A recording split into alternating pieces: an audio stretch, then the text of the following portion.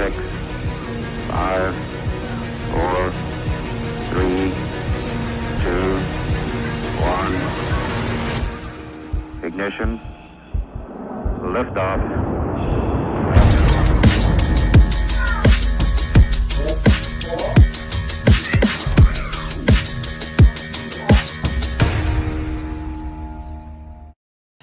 That is a very hypey little clip. Like every time I get there, I see Matthew off screen. He's going like this. It's good. What's up, guys? Bri Mott here. So excited. This is week 3 of Monday Night Lights, but it's week 2 of the live stream hangout. I've got another pro in here, Matthew at Failed to Menace. Is it Tupaloop, stable name in the StableDuel app. Welcome, Matthew. Thank you for joining us this time. How are you? I'm doing great, Bri. Thank you so much for having me. It's a pleasure to share the screen with you and Sarah, and excited to talk about my favorite track and certainly my father's favorite track at Assiniboia up in Canada. Well, and that brings us to Sarah. Sarah, how are you doing? Thanks again I'm glad that I didn't scare you off the first week enough to get you to come back again the second week. So how are you doing? Great, and didn't even have to ask. I'm happy to jump back on. Awesome. So someone says we have an echo. Is it me? I have echo cancellation on right now, bro. So I'm not really sure what to do. I don't have any echo. I don't hear it. So I don't either. Well, we'll keep moving. Yeah. So as usual, we have 7 races on the Assiniboia card tonight that should be starting in about 10 minutes. You have plenty of time, 10 minutes to get your stables in for the $25 Monday Night Lights game. That one is the game to play just because of the payouts. First place is $500. Second is $400. 225, 150, down, all the way to the 25th place. You can at least double your money if you finish in the top 25, and you're up against a severely less amount of people than you are in the free ride, which I think is currently sitting at 340 stables. So 340 stables, lots more competition to cash only a couple $100 total to $500 for the winning spot for 25. So get in to the Monday Night Lights. I know Matthew is in. Sarah, are you playing the $25 this time? Okay. I'm in there. This is exciting because I think what we're going to do is we're going to do a bonus for any of the hosts that are on tonight. We're going to do the best finisher besides myself. Oh. I want to give you guys a chance. To be honest, I have no chance. But a $50 bonus in the StableDuel app for the best guest finisher. So right now it's you two. We're going to see if Andrew, who's kind of the Parks King, he's going to come on. I don't know if he's playing the 25, but if he does, he'll be a part of that. Then we have a couple guests later on as well. So Dennis says he doesn't hear an echo. We got Rebecca. Okay, good. I'm glad everybody's good. Chris, I'm sorry. I don't know what to do. I don't know how to help you. Turn it off and back on. Yeah, that's, let's just go a little like that's the way. Yeah. So you all know the game. 7 races, all a mile and less. I think we only have 1 mile race tonight. Is that right? Yep. I know it's 1 mile race. Otherwise, they're 5.5 furlongs, 7 furlongs, 6 furlongs. We have a couple maidens, not the first time starters that we had super fun with last time. I actually think this week is super interesting. And I saw Matthew talking on Twitter. There are a couple races later in the card, I think, that are a little more wide open than you usually see on Assiniboia. Matt, you agreeing? Yeah, absolutely. Yeah, I think so. I think there's a combination of pace scenarios. I think you're seeing some horses that are dropping down in class and some horses that are running up against some of the same competition the second, third time in a row, and some horses that are trying to return back to last year's form. I think that's something to take a look at. A lot of these horses are still second, third off the bench. And if you go back and look at their 2021 form, might have been significantly better. So maybe the light goes on this time out. You never know. But yeah, I feel like this top to bottom is a really competitive card at Assiniboia. And I think pace really makes the race in a lot of these instances. And some really heavy favorites might very well be vulnerable. Pace makes the race. I need to create a banner. We can throw that up. Let's bring Andrew on here. We got Philly Boy 415. What's up? How are you? What up? How's everybody doing tonight? Hey, Andrew. We're all good. We're excited good. to have you here. I think Yeah. this is the first time I've seen you face to face besides Pegasus Day when we randomly ran into each other. Yeah, Pegasus Day was a really good time. So I wish there was more times like that. They knew how to throw a party. So They do. They do. Shout out to Gulfstream for sure. Well, I mean, I'll see you at Parks. So obviously, they're going to know how to throw a party on a Tuesday for us there. Of course. We were just talking big card tonight at Assiniboia, a little bit different than the last ones we've seen the last couple weeks. It is 2 weeks from the Manitoba Derby, which is their feature race. So a lot of these horses are on the prep for that. So you'll see some of them who have raced against other horses in other races, but you'll see similar names, which is fun. You can kind of become fans. Like Big Tony is one of the horses that I like. Matt said his dad likes Big Tony as well. Oh, Philly's got some fans. Andrew, you got some fans here. Yeah. I shared it a little bit today. I love it. That's great. Sarah, do you have a favorite race in here that you had or maybe you had some trouble picking, or how is your breakdown of this card? I mean, it's Assiniboia. There's always a ton of favorites that just make a lot of sense and are really hard to get by. But there is a horse in the maiden race, actually in race 4, that I like a little bit, who was only $100 to add to my stable, just because I feel like when you have a group of maidens and everybody has had so many chances to show that they can't win, I want the horse that's only run a couple of times. So I added the number 3 horse, Amalaya. I don't really know how to say that, but that's my best guess. I added that one to my stable, just hasn't run that much. And I just see a little bit of blue sky ahead with a horse that maybe is going to figure things out this time. And there's a heavy favorite in there. So if I can upset that one, I feel like I'm in a good spot. That's a good play. I made a note that horse got off super slow last time out. But if you look at the race fractions, really ran, it never gained ground, but it never lost ground. Just kind of ran in place. Basically, it was 15 lengths back the entire race. So it wasn't as if the horse was fading from the runners. It just, couldn't get out of the gate. And I actually kind of like that they didn't do another gate work, which insinuated that maybe there's not a gate issue. It's just a one-time fluke thing. So that was, I definitely made a note. I didn't use that horse in my stable, but I definitely made a note. That was a horse with some upside, I thought. Yeah, so I currently got a daily double in and I have a pick 3 in. So I got in early so that I'm not scrambling too much, at least to kick this off. So we'll be betting on the side, guys, as well as playing StableDuel. Now, Andrew, I know you played the free ride. Did you get into the $25 one? Not tonight. I kind of chickened out. So I seen there was a lot of heavy hitters coming in, so I didn't cap it. It's become a competitive thing over at Assiniboia Downs in the StableDuel app. Yeah. And the thing about Assiniboia is because it's 7 races and you have to double up in at least 3, the scores are crazy high. And it's just one of those where the top 10, even the top 20 is all 350 plus points, which normally would be killer in a Parks game or something like that. So it's competitive, but it's fun. And I know my dad loves the wild point fluctuations from race to race, because you can go from 3rd to 17th back to 4th. And, you're just all over the place because people are hitting exactas, people are hitting winners, people are losing points. So it's fun. Well, we like to do some name plays as well. And there were a few name plays in this card too that I think are fun to play with as well. So we'll be shooting out, if you were just betting on a name, what horse it would be. So obviously everybody interact here. We've got anyone. There we go. David's in there. The track has 5 horses. So many. I mean, more than 5. There's 7. There's 7. There's I'm using the 8 horse in one race. There's horses. Big Tony. Big Tony's all you need to know, people. Big Tony. We are going to do a giveaway. So I have some Assiniboia hats. I've got black and a white, and I have some tees as well. So we'll find something. We might call Dennis Trusty in for figuring out how we do the giveaway, because he always has some funky idea of how we can do a giveaway. But that will be given away on the live stream. So eventually we'll just have everyone check in and then we'll select randomly. And what's up, Razor? We got Razor in the house. Razor, if you want a link, obviously you can always pop on, let me know.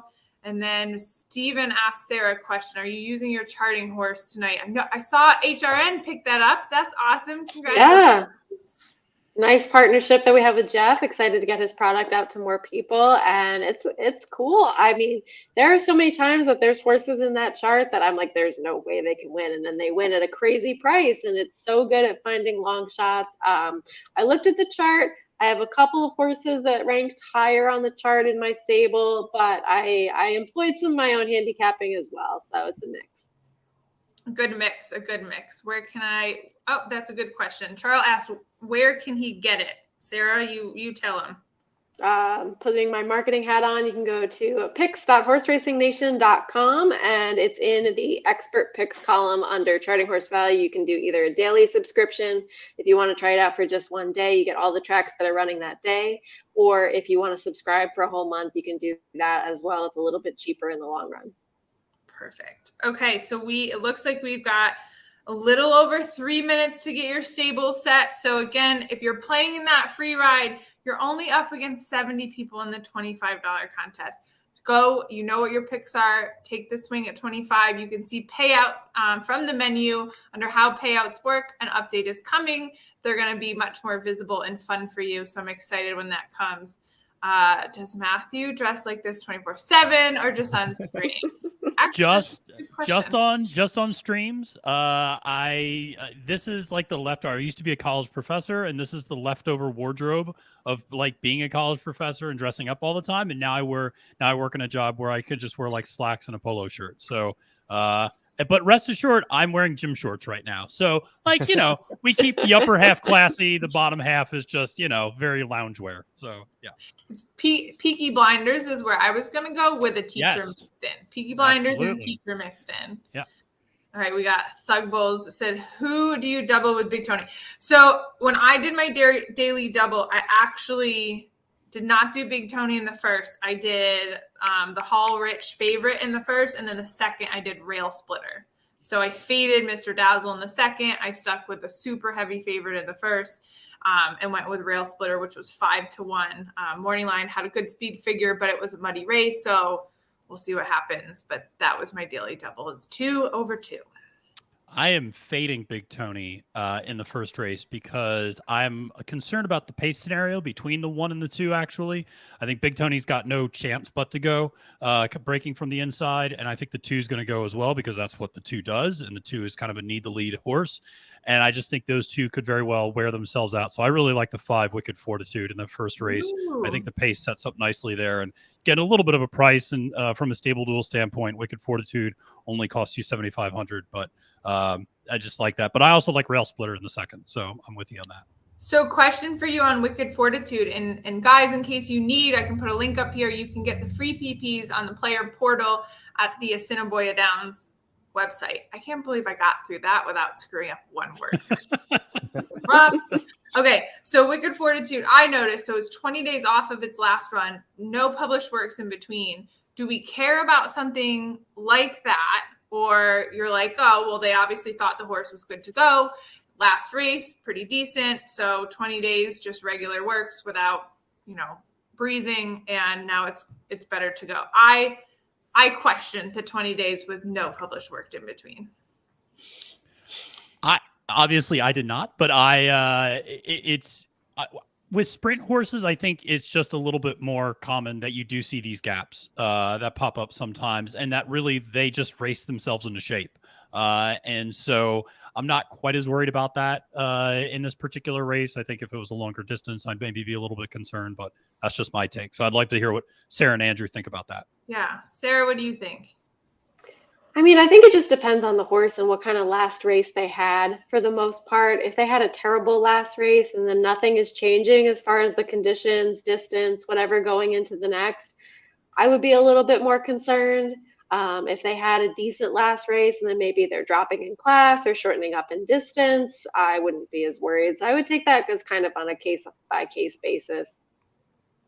Yeah, and I'm also on the 5 here. So basically everything, that was already said, I kind of agree with. So I didn't have much to chime in on, but I mean, coming off the career best number, I think the 5 fits here too. So, and I'm not too worried about the workouts. I like it. All right, we got Dennis Trusty on here. Let's bring him in. What's up, Dennis? How are you? Doing pretty good. Colonial hurt today, but that's all right. We'll be back tomorrow. Sarah, Matthew, and Andrew, and Bri, how y'all doing? Good. Doing well, Dennis. Glad to bring you in. We need the expert come up with ways to give away swag. So we'll watch race 1 here. Let me see. It says 0 minutes. I gotta bring out my video. Oh, well, if it's like Gulfstream, we got like 10 minutes left. So I know. Well, so it's not as bad. It's not as bad. I know it's not. We're usually in the same spot heading. Well, you've probably played Assiniboia far more than I have. Yeah. Usually in the same spot heading to the gate. So the game should be locked in StableDuel. So locked and loaded. If you're playing race 1 at all with your traditional ADW, get your bets in. You got a little bit of time. Razor's calling Dennis being let out. I love it. This is gonna be good. So yeah, we've got Eddie C coming on a little bit later. We have Horse Player X who comes up with spot plays. So he's gonna talk about some of the stuff that he does. That's all pace, which I am terrible with handicapping pace. So I'm excited for that as well. We got David. So David is saying horses that are 31 win for fun, and they go to next race 8. Oh yeah, there we go. So we're talking about the short lead in between. Or like if Irad is riding a horse at Colonial that's 30-1 on the morning line, and they get bet down to 9-5, which we saw today a bunch. Mm-hmm. That was, and all of them was like it was the first time he rode those horses, right? It's not like he was being brought. Yeah. Charlestown is easily the worst post time start. Yeah, there's times where you're like, they're still in the paddock. Like, what are we doing? All right, we've got a pick 3 here. We got 5, 6, 4. I don't know if I want to share my pick 3 ticket. I do have. Save that value, Bri. Save the value. Let me just wait till race 1, and then I might share. What's up, Matt from Armchair Handicapping? Okay, so they're still heading to the gate. This is so cool, guys. Thanks so much for tuning in. Guys, we are here to hang out, have fun. If you have questions, we had some random polls of like Keeneland versus Delmar last time. Obviously, ask opinion from the pros who I'm surrounded by on their handicapping and building StableDuel strategies. And then, interact in the chat. We kept it on YouTube so that the chat is here. Me and Matt talked about this before. So we've got Razor's got 1, 2, 4 exact and a Trivax 2 each.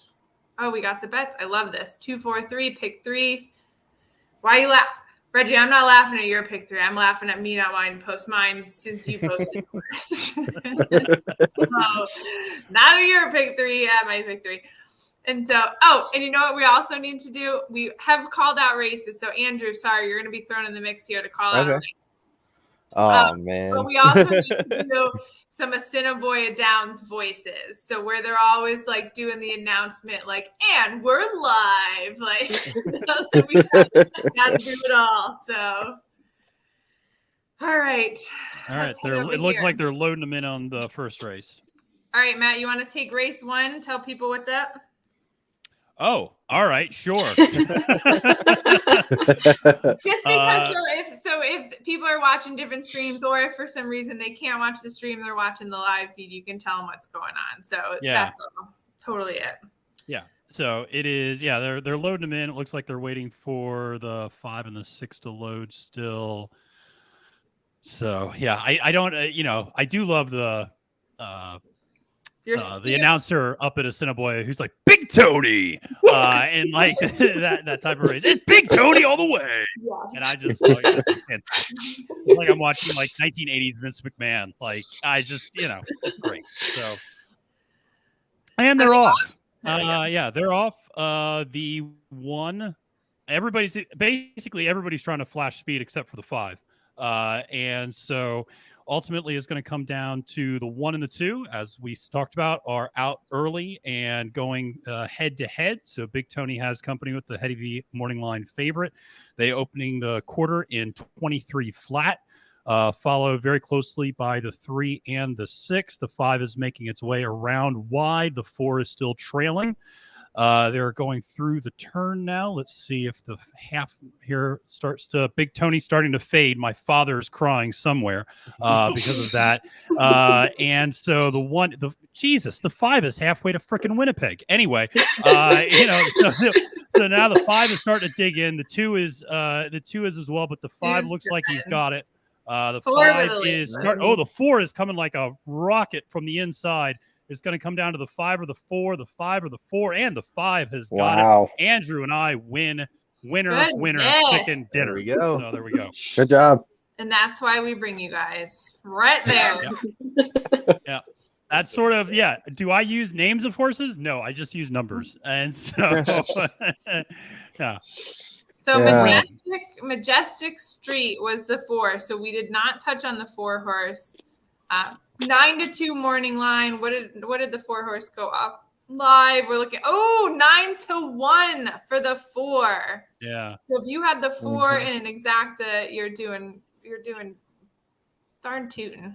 Yeah, because even the 5 went off at I guess the 5 got all bet down to 2-1. So yeah, that was but yeah. So but yeah, pace makes the race, Bri. Pace makes the race. Reggie, I am both equally surprised and excited to say I am live in the pick 3. My double is out. But I am live in the pick 3. So I did have 5 in my pick 3. Very good. All right, are we going to see the rest of this pick 3 now or not? Yeah, reveal. Let's go. You're alive. Come on. Okay. I gotta do like the whole crop thing. We're not ITP. It's gonna be okay. Let me get. Big Tony forever. Oh man. Oh my God! I can't believe my dad has figured out how to use YouTube. This is fantastic. There we got another winner here. We got lots of winners on the 5. Good job with the call. Yep. Props to you guys. 5-4-2-1 finish. It was definitely 5-4. I don't think they posted it yet. There we go. 5-4-6-2 is the finish. Yeah. 5-4-6-2. Yep. Thanks, Reggie. We're gonna stick together on this one. Had the 4. I'll take second. I mean, 9-1. Second can still pay off there. Wicked fortitude required of every play. Oh, see, he's getting deep. We count on you. Race makes the race. We got to make that banner.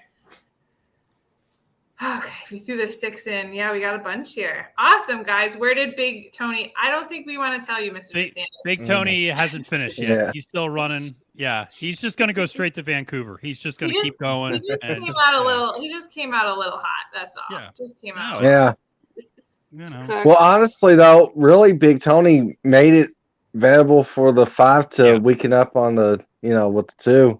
So. No, and this was a class jump for Big Tony. I mean, Big Tony's been crushing the claimings, but this was a class jump for him, and so just the inside post and the pace with the 2 just didn't really set up well for him in this particular spot. But like Dennis said, definitely made the race in a lot of ways. Pace makes the race. Yep. All right, gotta crop my ticket here. Crop it down. Okay, I'm gonna take a 20-cent one with all Bri's numbers and just go all in the last leg. I literally when I started doing multi-race tickets, I would start out with doing all and then start just subtracting to try to get down to a budgeted level. Now I'm a little more selective. So all right, well, while I'm doing this so we don't bore, race 2, we're looking at an allowance optional claiming 15,000, 7 furlongs on the dirt, surprisingly, not only dirt races at Assiniboia Downs. And also, if you are watching the feed for the first time, one of the cool things is that the jockeys wear silks that match the saddle towel, so you can actually tell very easily where your horse is. Obviously, the white silks is the 2 horse, and so on and so forth. So just an easy way to watch racing if you're new, and if you have any lost his mortgage. Bet responsibly. Bet responsibly. I have to for that because of this comment. Don't look here, but Big Tony's coming around the turn. Okay. So let's look at race 2. Let's start with you, Dennis, since you came on the later side. Who do you like in race 2? Do you have any massive thoughts here? For the StableDuel and value purposes, I took the 5. But I think it'll be tough beating Mr. Dazzle. Mr. Dazzle always runs good at Assiniboia. Even if he doesn't win, he'll be right there. Should be an interesting race because I think they'll all be close together whenever they break out of the gate. But for me, I took the 5 just because value. And StableDuel said I need to take a horse under $3,000. And instead of taking the 2, I went to the 5. 2 to the 5. What about you, Andrew? Who do you like in race 2? I am on the 2 rail splitter. I think that you could kind of just toss out the last race, losing the rider at the start, and it was already a non-wagering event. So it was just kind of weird, weird race. But I think Jorge Carreno is going to do basically what he just did on the 5 last time and kind of just circle the field again with this 2. So that's who I at least hope happens. Sarah, who do you have in this one? Yeah, I went with rail splitter as well. I mean, you can absolutely just draw a line through the last race, like Andrew said. And the one before that he won, that was his first time on dirt in a while. So even though it wasn't off track, we'll have to see if he can replicate that form on a track without moisture in it. I think that he gets the trip in here. So that's the one that I used in my stable for this race. All right. I'm trying to read and talk at the same time. Andrew, Matthew. Matt, what do you think about race 2? Are you on rail splitter or are you on somebody else here? I am on rail splitter here. And so this was, I think one of the things you can look at with rail splitter is certainly take a look at the trainer jockey combo of, hitting at a 30% rate with a 241 ROI. You have to like that. And as Sarah mentioned last time, not the last time, but the last time the horse didn't unseat the rider was, first time on the dirt in a while. And the dirt figures are really solid. If you just isolate those dirt speed figures, 72, 68, 73, right there and really kind of well above and beyond what just about anybody else in the field is putting up. So I did that. But I will say to just give a nod to Dennis, this is one of the races where I doubled up and I did use the 5 Tapmaster for $1,000. So I went 2-5 in this race. 2-5. I went 2-6 in this one. I thought I was finding a sleeper that no one else was going to find with 2, but guess not. News is out. Was 5-1 morning line. I'm sure it's not going to be now because we're going to have so much push in all of the wagering. So well, and really, we are the influencers, so we're going to just see this thing just plummet because we're all talking about it. It's down to 1-5. I'm not making this up. No. Bet other ones. Bet someone else. This is the Monday Night Lights influence. All right. So your dad did ask, which I'm not sure if he's still here. Sorry it took us so long. He said, can you explain the popularity of Assiniboia Downs racing? I'll say it from my side, just for at least the U.S. base. And so far we have not dabbled in the harness world, but it is coming. It is just a late night card. So it's fun to play late night compared to, during the day when some of us have to adult. I'm putting this in. Mm-hmm. What's that? I know. Yeah, not all of us can adult in horse racing, Sarah. All right. You don't have to rub it in. This is adulting in horse racing. And it's quick, 7 races. The races are also quick. I don't know. That's me. And anybody else? Why do we think Assiniboia Downs is popular outside of StableDuel and this awesome live stream? Anybody speak up? I guess simply because everything you elaborated on already, where Monday, Tuesday, I believe Wednesday as well. I'm not sure. Yep.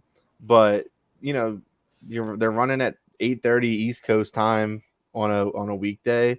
There's nothing really else that does that. So if you want some options, this is the best one. So yeah, that's why I did it at least.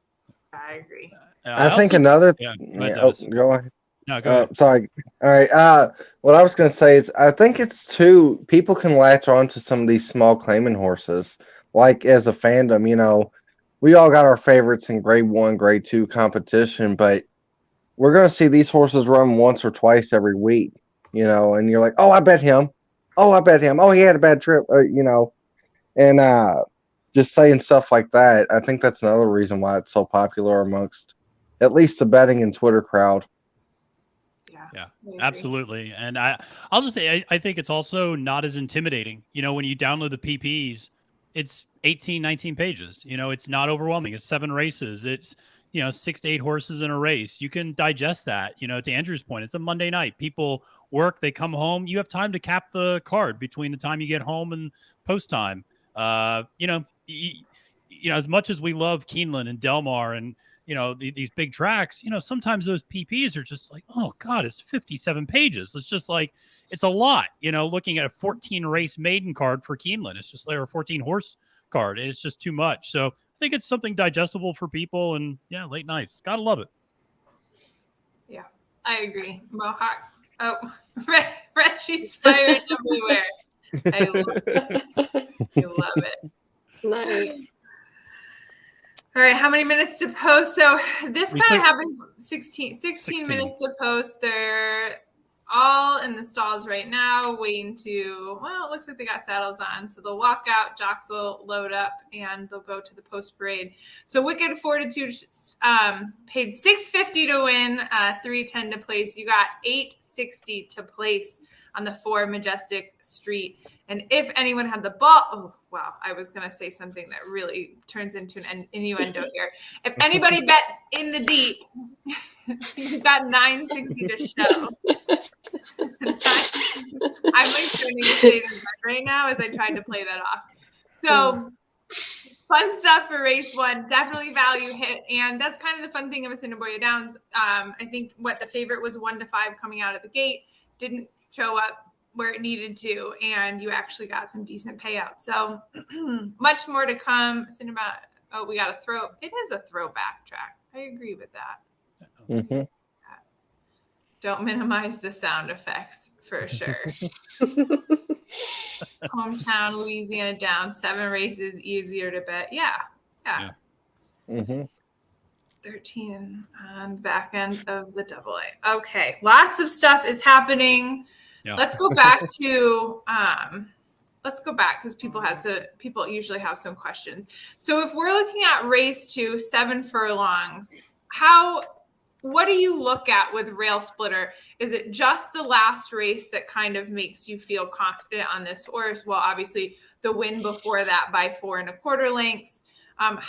If you're going through a race, Andrew, I'm going to start with you. If you're going through a race, how do you handicap the race? Do you look once over at every single horse and then you start comparing them to each other? Do you look at the favorite and then work your way away from the favorite? What is your kind of strategy when you look at past performances on how you pick horses? Typically, I just go from, I guess, in order from 1 to whatever, or however the scratches come out. But and then find what I like, and if I use Formulator, I usually will toss horses first, and then kind of figure out my top 3 selections, or where I'm going to put A horses, B horses, C horses, and but like a main factor of mine is like barn switches, pace. Pace makes the race, and then I would say if it's a turf race and there's not too many, like a maiden turf race, they have a lot of them at parks, where a lot of horses aren't running on turf that often. So looking at pedigree for first time starters or first time turf, and then for these kind of races, it's just really pace makes the races in these lower level claiming races. So if you get you can find a lone speed, it might get loose on the lead, that might be the your best bet there. So I kind of look at pace mostly for these type of races. For these, Sarah, when you cap one race, kind of what's a quick once over of your strategy looking at one race?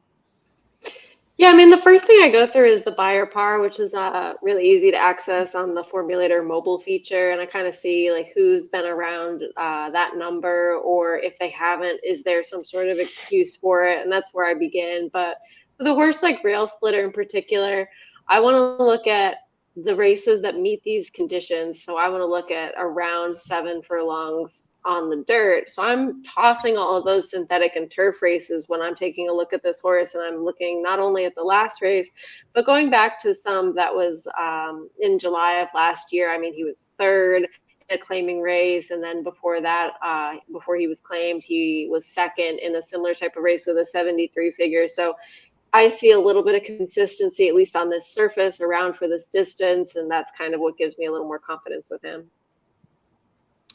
Yeah, so I think we're going to be talking a lot about pace with Andrew dropping that, Matt dropping it, Sarah, and then we're going to have Chris on here that's going to talk about the thing he's put together with data, looking at pace, speed, early in the race, middle in the race, and at the end. So hopefully I will get a tutorial, and some of you potentially sound like Dennis. Potentially. We'll also learn something new today from our live stream. So does track? I mean, in fairness, they're giving us content to play with on a Monday night. So we're very thankful for Assiniboia Downs as well. So Dennis, do you have any like insider views of how you strategize looking at one race? How do you pick horses if you're just looking at the PPs with one race? I first start with a gigantic dartboard. No. But no, I sometimes, I mean, my strategy gets weird because I don't really have a strategy on most of it. But I think sometimes I will look at the favorite and gauge and see who could beat that horse sometimes. And then sometimes I go horse by horse by horse. It just varies depending on how much time I have to look at a race. Does that make sense? Yep.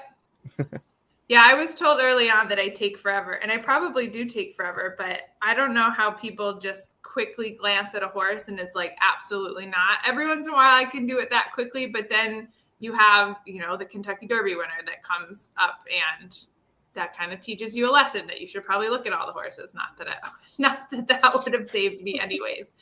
But yeah, I take a long time to look at races. And does anybody look at them without the morning line odds? I do sometimes. Prefer not to. Sometimes. Yeah, I prefer not to. You prefer not to see them without the odds? Yeah, I mean, I prefer not to, because when they have it, like when it's so early on, sometimes they don't even have post positions on the paper, so like it just gets confusing of where horses are going to break from, or even like where they kind of rank, in my opinion, like because buyer numbers and class rankings don't always tell the whole story. And sometimes, depending on who's making the morning lines, they can tell more of a story. So, it kind of can guide you in a certain way. So I like the morning lines. I like it. I like all the different thoughts. This is what makes horse racing great, where everybody's a professional and realistically no one's a professional.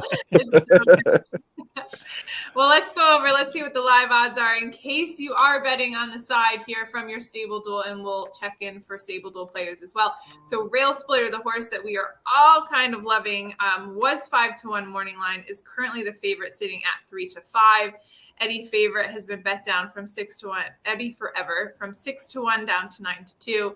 St. Louis guy up from 3-1 to 9-1. You got Tapmaster kind of riding around the same 8-1, and then Mr. Dazzle. So we have touched on Mr. Dazzle. Morning line was 7-5, not much value there, but now you're looking at 3-1. So if your strategies have changed because of odds, I mean, I'm not mad at you for it. So 8 minutes to post.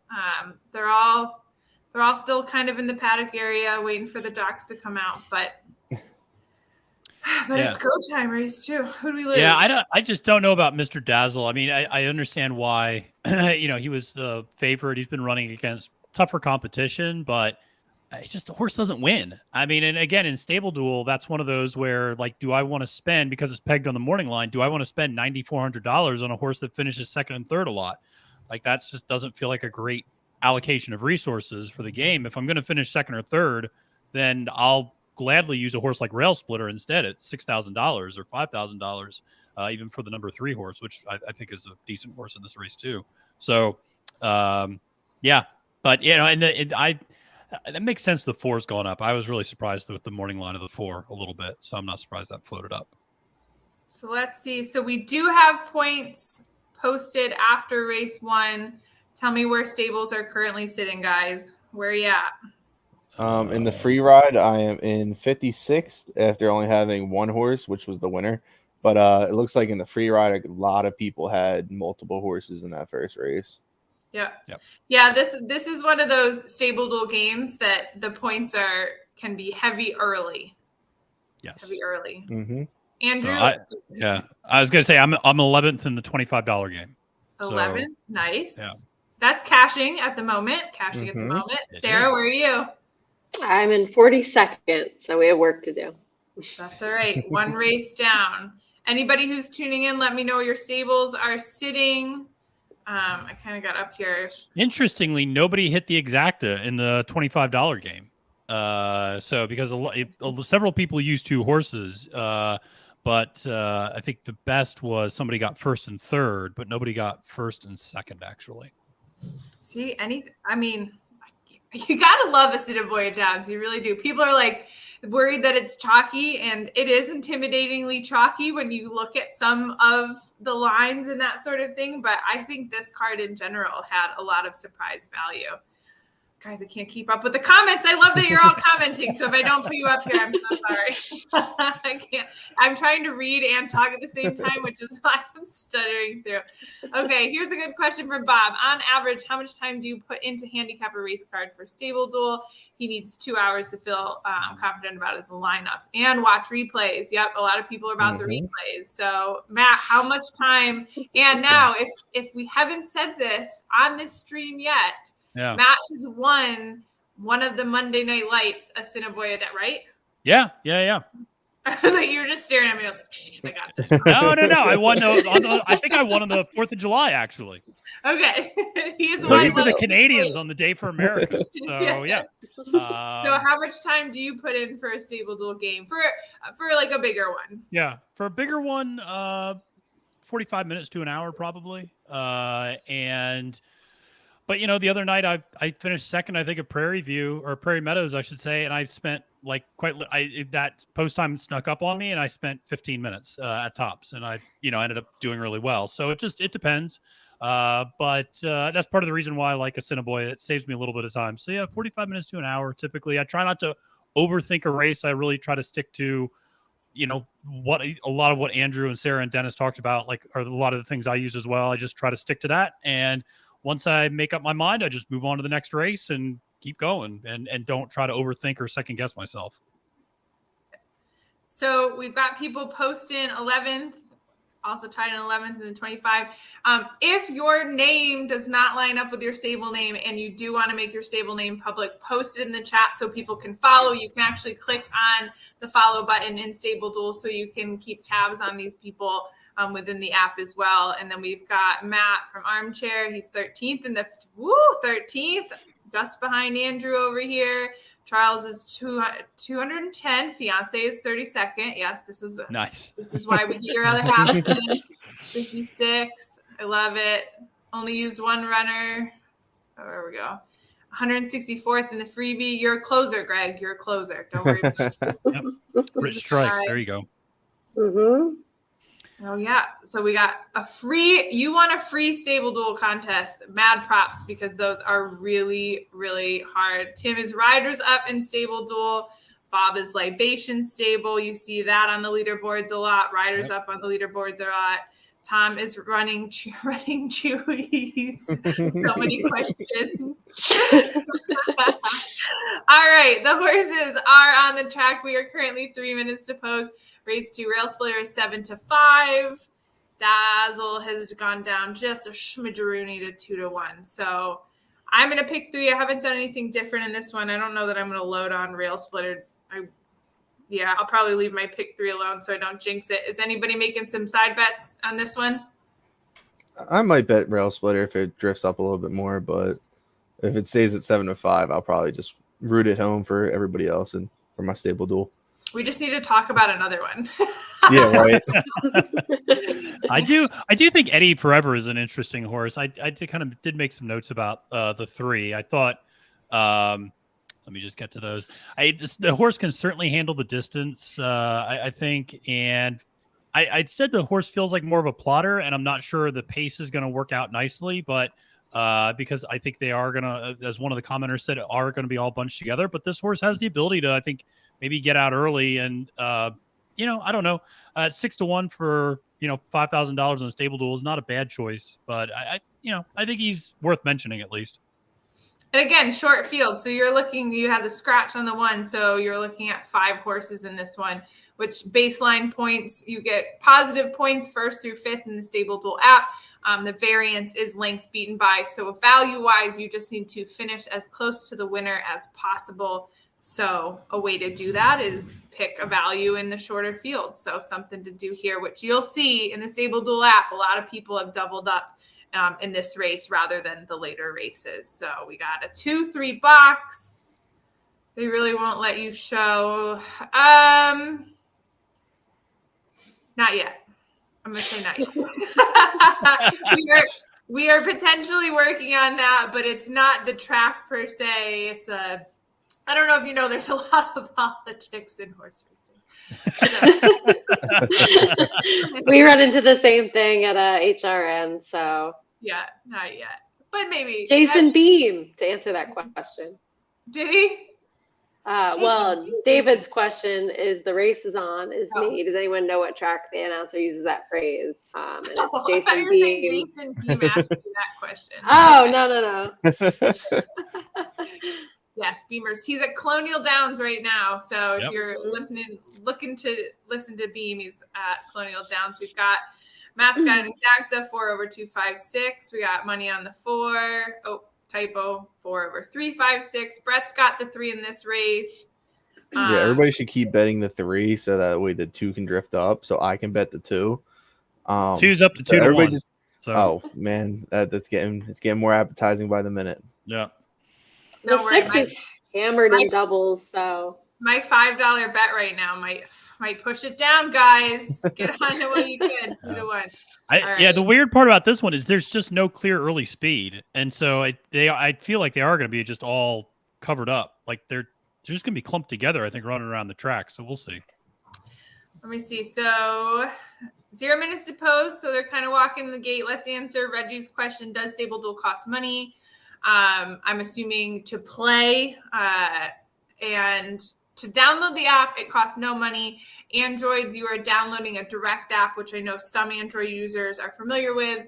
Sometimes you have to change your setting. iOS, it's in the Apple Store, but free to download. We do have free to play games. Today we have a free to play at Assiniboia Downs. You can't get in now. It locks at first post. We have a free game tomorrow at Colonial. So if you haven't tried it, download it so you can play Colonial for free, get a feel of it. But very important to throw out there, the free games are very hard to cash because you are up against so many people. So please do not be scared to do a $5 game. It's far easier to do well against 100 people than it is 350 people. I have cashed in the top 3 one time in a free game, and it was Colonial last year. And I only cashed because I caught a 99-1 shot in the last race. So it feels good, though. It feels it came good. from the clouds. Yep. Yep. Well, That's Colonial. I guess- for you, though. Oh yeah. The next thing I could ask though, are they going in or something? Sorry. No, not yet. No, you're fine. I was just gonna comment. So we've lost his mortgage, but we're doing the bet. We're doing the life savings on the 4. So. Oh, okay. But I was gonna say too with Reggie's question, how would you all describe StableDuel? Like, he's asking, does it cost money, and everything else. So I can do my quick. So StableDuel is fantasy football, but for horse racing. So rather than the binary outcomes of a pick 5, so if your horse doesn't win, your pick 5 ticket is gone. You are playing a whole race card for whatever the entry is, and you always have a chance to win, even if one of your picks doesn't do well. And you're playing against other players. So it's engaging, it's social, it's fun. It's obviously real money. It's just a really nice way to play the races that isn't available anywhere else. Matt, help me out here. Yeah, I always tell people it's a great way to play a card for not a lot of money. And, if you think about it, even at the $25 game, I mean, think about it. If you were to try to bet on every single, all 7 races, you're doing pick 3s, you're doing daily doubles, you're doing, horizontal plays, you're doing vertical plays, whatever, that's going to cost you up a lot of money. I don't know. Sometimes rather than trying to keep track of that every single race, I would just much rather handicap the card, enter a $25 contest once and be done with it, and see where I end up. And you don't even have to. the beauty is you don't have to win every race. I think in horse racing, there's so much pressure on trying to win and picking winners and things like that. And the beauty of StableDuel is finding a 10-1 horse that runs second or third. And that's great value and puts your stable in a great position. So it's about, I think, finding long shots that outrun their odds. And it's just a lot of fun. I think if you enjoy handicapping, it's just so much fun to play. Yeah. And if you're already handicapping the entire card, you know, you might as well put the $5, $20, and we'll have more expensive games, $250 winner take all, $1,000 entries we did for Dubai World Cup. You know, there's a lot of different buy-ins for whatever level you want to get in. But yeah, that's the spiel. Sarah played StableDuel very early on, and now she's playing StableDuel and giving out all of her picks. So Sarah, what's your quick blurb about StableDuel? I mean, StableDuel is part of why I have my job, honestly. Like, I first got into the game when I first got on Twitter and saw, like, whoa, what's this? Like, this is fun. And the best thing is that you don't have to be right all the time. You just have to be right more than everybody else. And so, like Matthew said, you don't have to pick all the winners. You get those horses that, to quote my own handle, outrun their odds and show up and get you a couple of points. And it was a Keeneland free game that I actually won that led Matthew to actually reach out to me and have me on his show. And then that all kind of snowballed into the job that I have now. So StableDuel always has a little special place in my heart, and it's just fun. You can play for free, you can see how you do and get a feel for it, but then in these games where you pay a little bit to get involved, you have a better shot of doing well because there aren't as many people in there, so less people you have to be right against. Yeah, I can agree with that. I feel like StableDuel is good luck chuck for a lot of people. We're like, here, we knew that there was talent, now you take them. That's funny. All right. Looks like so they're all loaded in. Yeah. Andrew, you want to call this one? I guess so. It's not too many horses. And they're off. It looks like Rail Splitter actually might go to the lead. And then it looks like St. Louis guy is going to get the lead because Rail Splitter went all the way to last. St. Louis guy is getting a kind of an easy lead, but now comes pressure from Tapmaster, Dennis's pick, and Tapmaster is actually going to get the lead out of the first turn. It is a sort of a duel, kind of like the first race, between St. Louis guy and Tapmaster, and they're setting a lot lighter fraction as the first race, 24-1 for the first quarter. It is St. Louis guy taking a short lead, going halfway down the backstretch. Tapmaster in second, Mr. Dazzle on the outside of Eddie Forever. Eddie Forever is making a move into the far turn, and so is Mr. Dazzle. St. Louis guy is still on the lead and slowly kicking away, but Tapmaster won't let that happen. And here comes from the back of the pack Rail Splitter. If he's not taking the rail and he's not splitting it, but St. Louis guy is turning them all away. And Mr. Dazzle is the only contender, and Mr. Dazzle might get there, but I think St. Louis guy has it wrapped up from here. It looks like it's going to be St. Louis guy, Mr. Dazzle, and the outside will be Rail Splitter for third. Goodness. Wow. St. Louis guy. So 7-2, pretty much kind of close to his morning line. Was 3-1 morning line odds. Mr. Dazzle, I mean, had a little bit in the tank, but just couldn't get there fast. And Rail Splitter went all the way mid-track and then some, and had far too much to close. So did anyone out there, did anyone get a... I feel like a lot of our comments had the 4. So I think a few of our commenters had hit this one. So. Oh, yeah. Somebody hit their life savings on the 4. I remember that. Yeah. Mm-hmm. Yeah. There we go. Yep. Charles said 4. Oh, well, the life savings must not have been much. There's only 3,000 in the pool on the horse. No judgment. No judgment. No judgment. Oh, there we go. Charles got the win in StableDuel and his $3 bet. Nicely done. Love it. Love to see it. Yeah, that was my first race call, by the way. Woohoo! So You even did a There little, you go. Joe. You did great. hey, You know, I could be quick with it at times. I'm out of my pick 3. I had 2 and 6 in the second leg. Yeah, I lost $10 on that race. Yeah. Rail splitter went off 3-1 though, which was right where I wanted it.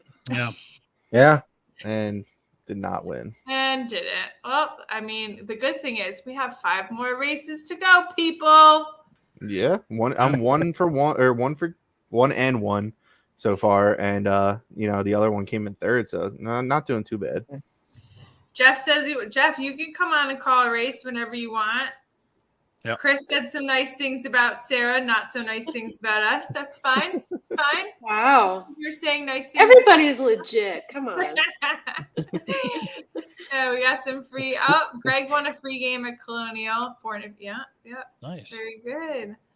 Awesome. Well, good, guys. Well, yep. So now we'll wait. People ask about the points. So StableDuel points take a little while to upload because they are the final chart race at each racetrack, which usually has human notes involved. So once the humans write the notes, send it to the data company, it gets in our app, and it uploads. So we probably got about 10 minutes to see where stables are sitting, which should be interesting because a lot of people would have doubled up in that race.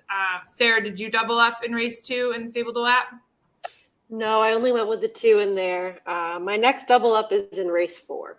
Race 4. Matt, what about you? Yeah, I went 2-5, so I went 3rd, 4th in that one, which is less than ideal, but not terrible. Andrew, did you double up in that one? No, I just had rail splitter. I double up in the next race, and one of the names is one of my favorite names of the night. Oh, okay, Andrew and I are on the same horse, I think. There we go. We're gonna get to that. We've got Matt doubled up with the 4 and the 5. Dennis, did you got a stable in, didn't you? Yeah, I got a stable in, but I didn't double up. Next double up for me is the 5th race, actually. 5th race. All right, cool.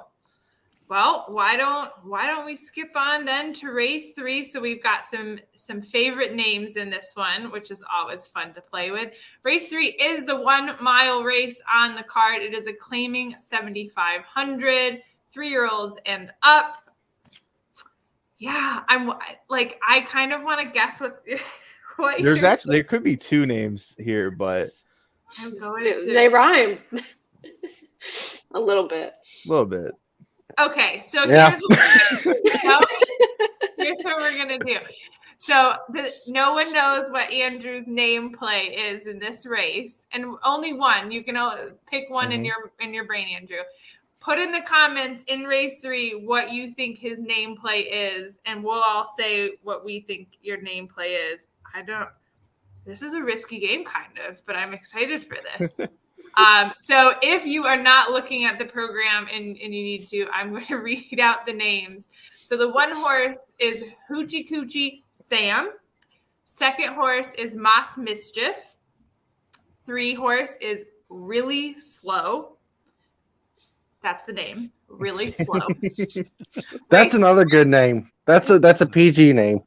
Yeah. Race 4 is Mr. Pickles. Mr. Pickles. Race 5 is Ride 'em. 2 words. Ride 'em. 6. Oh, I'm saying race. Horse 6. Yeah. Express. I know people are like switching races. Sorry. Horse 6, Gooch Express, and horse number 7, Flash of Glory. So those are the names. We're all just voting on who we think Andrew, Philly Boy's favorite or name play of race 3 is. All right. Of the guests, do you all have what you all think? Yep. Everybody? Mm-hmm. Okay. Dennis? I mean, I could make it a lot worse and just unbutton my shirt and flash, but then I think that. No, all we want is a name. All we want is a name. The name. I mean, that could change the answer to something. No, I don't know. I still want to hope it's really slow, Andrew. Please be really slow, please. So we got one for really slow. Matt, who do you think his nameplay is? Listen, I grew up not far from where Andrew grew up. It's Hoochie Coochie Sam, I think. Okay, Sarah? My mind immediately went to the 6, and then I was like, oh, the 1 too. So I'm just gonna go with my gut and go with Gooch Express. Coochie Express. I'm on Hoochie Coochie Sam. So, Should I reveal it now? yeah, we've got a Mr. Two people think Mr. Pickles. So who's your name play? It is actually Gooch Express. I didn't notice Hoochie Coochie Sam until about 5 minutes ago, so so maybe it would have been the one, but That's so funny. I do love that this track has the best horse names by far. Yeah. And even some of the jockey names are pretty cool too. Like they all have like their unique style. So like everything just is unique about this track, and that's why I think that's why I love it. Honestly, it's a fun track overall. Honestly. All right, well, I guess we'll get to the structured part of this. Let's look at race 3 and what we're actually thinking from the card. Let's start with you, Matt. Who do you like in this one? Who's a value pick as well, if you've got one?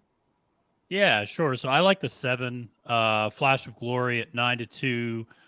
This horse is 5 for 6, hitting the board at this distance, 3 for 6, winning. Outside post positions, a little bit of concern, but I think this horse is starting to round back into form a little bit and has, certainly shown the ability to win at Assiniboia and win at this distance over the surface. Has won with, some different fractions as well. So it's shown some versatility, sitting way back, sitting close to the lead. I tend to like that a lot.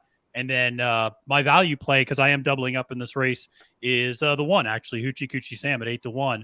I think this horse has, been running competitively and, certainly had a nice run last year. This year has not really come back in the same way, but I think is maybe running back at the right level, this claiming 7,500. And like I said, it's been running competitively there, last year and third back from the form cycle. So I'm going to take a little bit of a shot with the 1 as well. All right. Sarah, who do you like? I use the 7, Flash of Glory in my stable in here. I was looking for a horse that really wanted this mile distance and sort of this level of the group. And with the 5 horse, I think that one could be alone on the lead, but that horse is stretching out from shorter distances. And I just worry a little bit that one might not be able to keep it going. I want a horse that has a little bit more stamina. And this horse has been doing okay. He's been facing, I think it's My Cowboy a couple of times, and there's no My Cowboy in here. So I feel like Flash of Glory is going to look around the paddock and be like, all right, great. He's already beat Mr. Pickles. So that's where I went in here. And then his figures just seem to be progressively improving. So I didn't really expect him to win necessarily, but I liked him as a little bit of a cheaper horse to include in my lineup. I agree with Flash of Glory. I've got that one on top, and I actually had Mr. Pickles and then Really Slow as my 3rd. So I'm 7-4-3 in this race. I have a 5 with a question mark, which I think I just didn't decide where the 5 went. And so usually what happens is I totally forget about it, don't include it, and then regret it. So that's where I'm currently at, 7-4-3 with a 5 question mark somewhere floating around. Dennis, who do you like in race 3? For betting wise, I think the 4 and the 7 are the top 2 horses. I think Mr. Pickles is actually getting better, even though the numbers went down 2 back. It was second off a long way off like everybody else is at the Assiniboia. And I think the 7 is probably the best horse right now.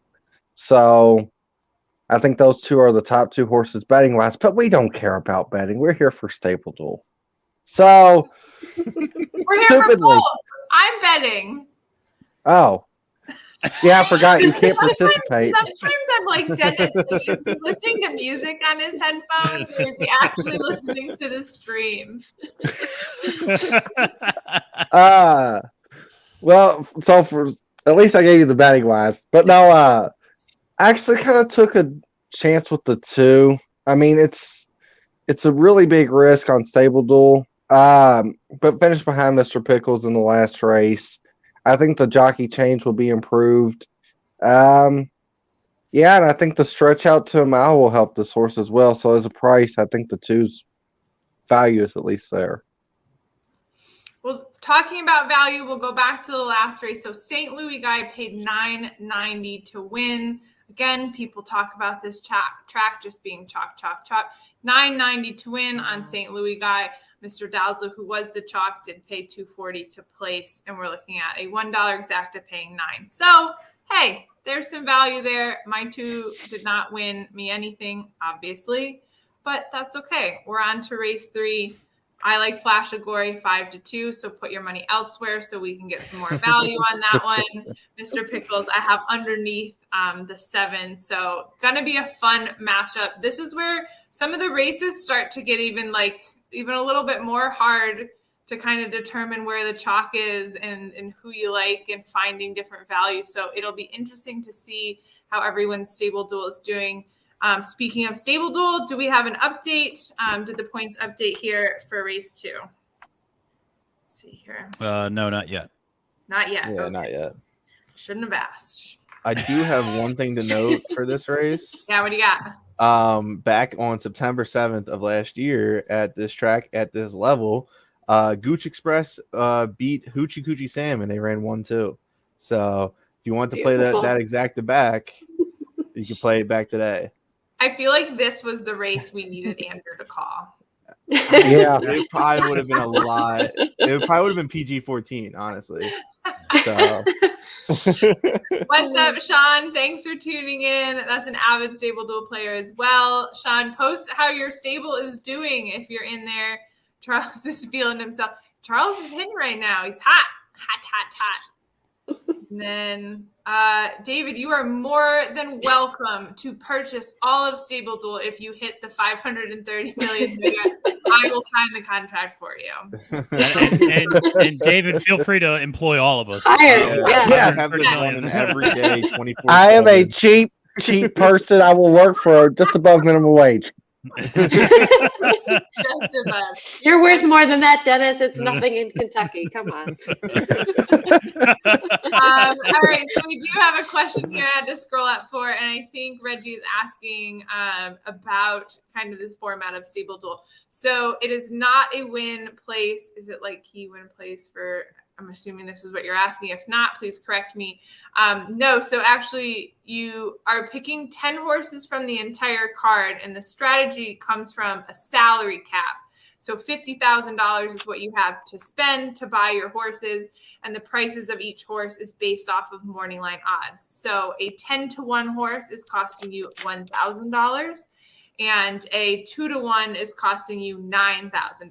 So with a salary cap of $50,000, you cannot buy 10 2-1s. So that's where the strategy, the fun, the variance, all the things come from picking value horses. And I think overall too, which is interesting, is StableDuel pushes you to handicap far different than what you would normally do in a card, which really gives you a nice mindset for multi-race tickets, for morning line changes, for just about anything that really some of the traditional wagers don't really push you to go that deep. So it's just a nice way to think about the races and values and then have it translate in your traditional betting. So, good. Got it. Good. I'm glad. Yeah. Similar to DraftKings for NFL. Yep, pretty much. And it also, to your point, Bri, it does make you think a little differently in that a lot of us who play pari-mutually, we're always trying to beat chalk. And I think the beauty of StableDuel is you can embrace chalk in like 4 or 5 races in some cases. Like you're not always trying to beat chalk. You're just trying to put together the best stable of 10 horses. And I always go back to Pegasus Day at Gulfstream, where that was about as chalky as it can get in the stakes races that day. But it was about, I remember I did pretty well at StableDuel in that contest. And it was because, I found like 3 super, super cheap horses like Stiletto Boy and Atone that ran pretty well, and then just spent up the rest of my money on horses that were favorites. And so it just changes your strategy a lot. And I think people who are just used to only playing pari-mutually, it takes them a try or two to kind of get the hang of it in StableDuel. But I think if you're just somebody who likes handicapping, you kind of take to it a little bit easier. Yeah. And that's why we have the free games. That's why we have dollar nights, $2, $5, $10. This is a $25 game, which really boasts a lot of value with the payouts, all different buy-ins for you to get used to it and try it out. And again, can't emphasize this enough. Don't play the free games and get discouraged. You are playing against just about everyone. And there's people that are picking just bombs. So there's a lot of more luck involved sometimes in the free rides. Sometimes there's just a lot. But take a stab on the $5 contest, and sometimes we'll put up the comparison. So it's like, oh, well, you finished 100th in the free ride, but you would have cashed, $20 in the paid. So to Bri's point, my sister plays StableDuel, and she knows nothing about horse racing, and she picks horses purely based on name, and she has actually won free rides.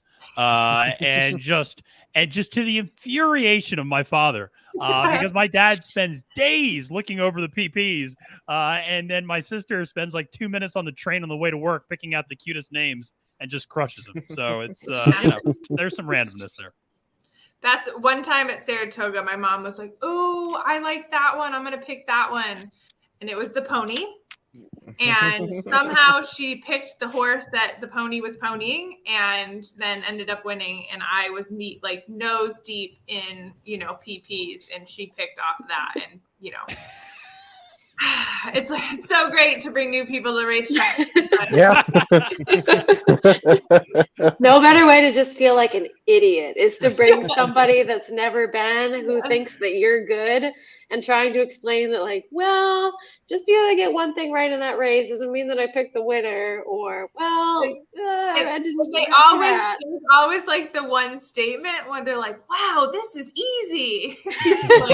Yeah. Get out. So, all right, let's see where we are at. We are 11 minutes to post here. Odds are actually pretty spot on where they were. The morning line odds, Mr. Pickles is down to 2-1. So is your current post time favorite. Rydom, who was 2-1, is up to 5-1. Flash of Glory is at 7-2, so pretty close. So Gooch Express, which we know a lot of you in here, is 8-1. So there's some nice value there. Nobody liked Hoochie Coochie Sam really, except for the lingo. So that's fine. We'll just move along that one. All right, check your stable duels. Let's see where we're at. Let's get. Nope. Gosh darn it! I just need to check before I say anything. Do you need to? Has there been any lightning storms in the area, Bri? That's It rained a little bit today. The nightmares. All right. So is there any lightning in the area of Assiniboia because of what happened last week? Oh, I better not. Good point. Yeah. No gate In my malfunctions. experience, StableDuel mimics real racing. You'd rather not be in first heading in the turn. Well, that is true, because if you're in first, that normally means you've used a lot of horses. Especially if you're first early. Yeah. Reggie's patting himself. I like it. I once picked 8 of 10 win bets at Keeneland. I want to play this StableDuel. You should. We have Keeneland. Yeah. Keeneland is great. Del Mar kicks off this weekend. The Haskell as well will be in the app. So Del Mar and the Haskell are a big feature contest coming up this weekend. So lots to have. Playing horses. Okay. I got to ask, Andrew, are you going to be at the Haskell? I might. It depends. It depends if I want to wake up and take that hour 15-minute drive. Understandable. Especially, the traffic from Philly to Jersey on a Saturday. So, but I do want to say one thing. It's a shameless plug. I'm not going to lie. It's okay. But if you've been using my Colonial picks for StableDuel, if you used just my top picks, you would have been 86% in the money for the first 4 days. So, that would be helping a lot of people with their. I'm gonna be playing the free tournament tomorrow, so try to take me down, but it's gonna be tough. Colonial's my track. I like it. Yeah. So follow. So let me hold on, Trish. I'll put you back up here. I promise. So Philly Boy 415. That is your Twitter handle, right? Yeah. So if you're on Twitter, you can give Andrew a follow there. Failed to Menace is up here. Outrun the Odds is there. And Dennis Trusty. So we have Dennis just flies in and out of this thing. It's the lightning in Kentucky. He's getting on and off. Everybody in here should follow everybody on this. Yes. So all right. So Trish just popped on at the perfect time. So Trish, we are figuring out what we're gonna do for a giveaway for swag. So I have Maybe we'll just start with a t-shirt and a hat for one giveaway, and then we'll go from there. We were going to ask Dennis for his suggestions, but he just got a very important phone call maybe. But while we are waiting, we have another guest on here that we're going to put on. We have 8 minutes to post. So now is a wonderful time to welcome Chris from Spot Plays. What's up, Chris? How are you? Oh, we can't hear you. I think I muted you. Maybe I muted you. Yeah, there we go. You muted yourself. You got to take it off. So Figure this out. there we go. There we go. What's up, Chris? How are you? I am fantastic. How are you guys? I see you got quite an audience here. We do.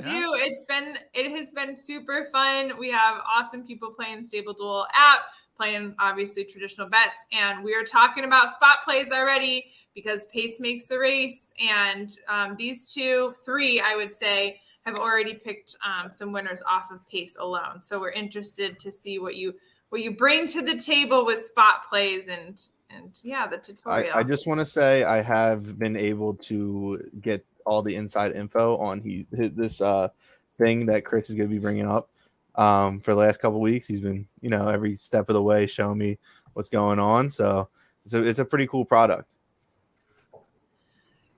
Yeah, Let me see here. We got 7 minutes, Chris. So why don't you give a quick introduction? I can't do anything in 7 minutes, Bri. That's not. I said quick introduction. You got it. All right.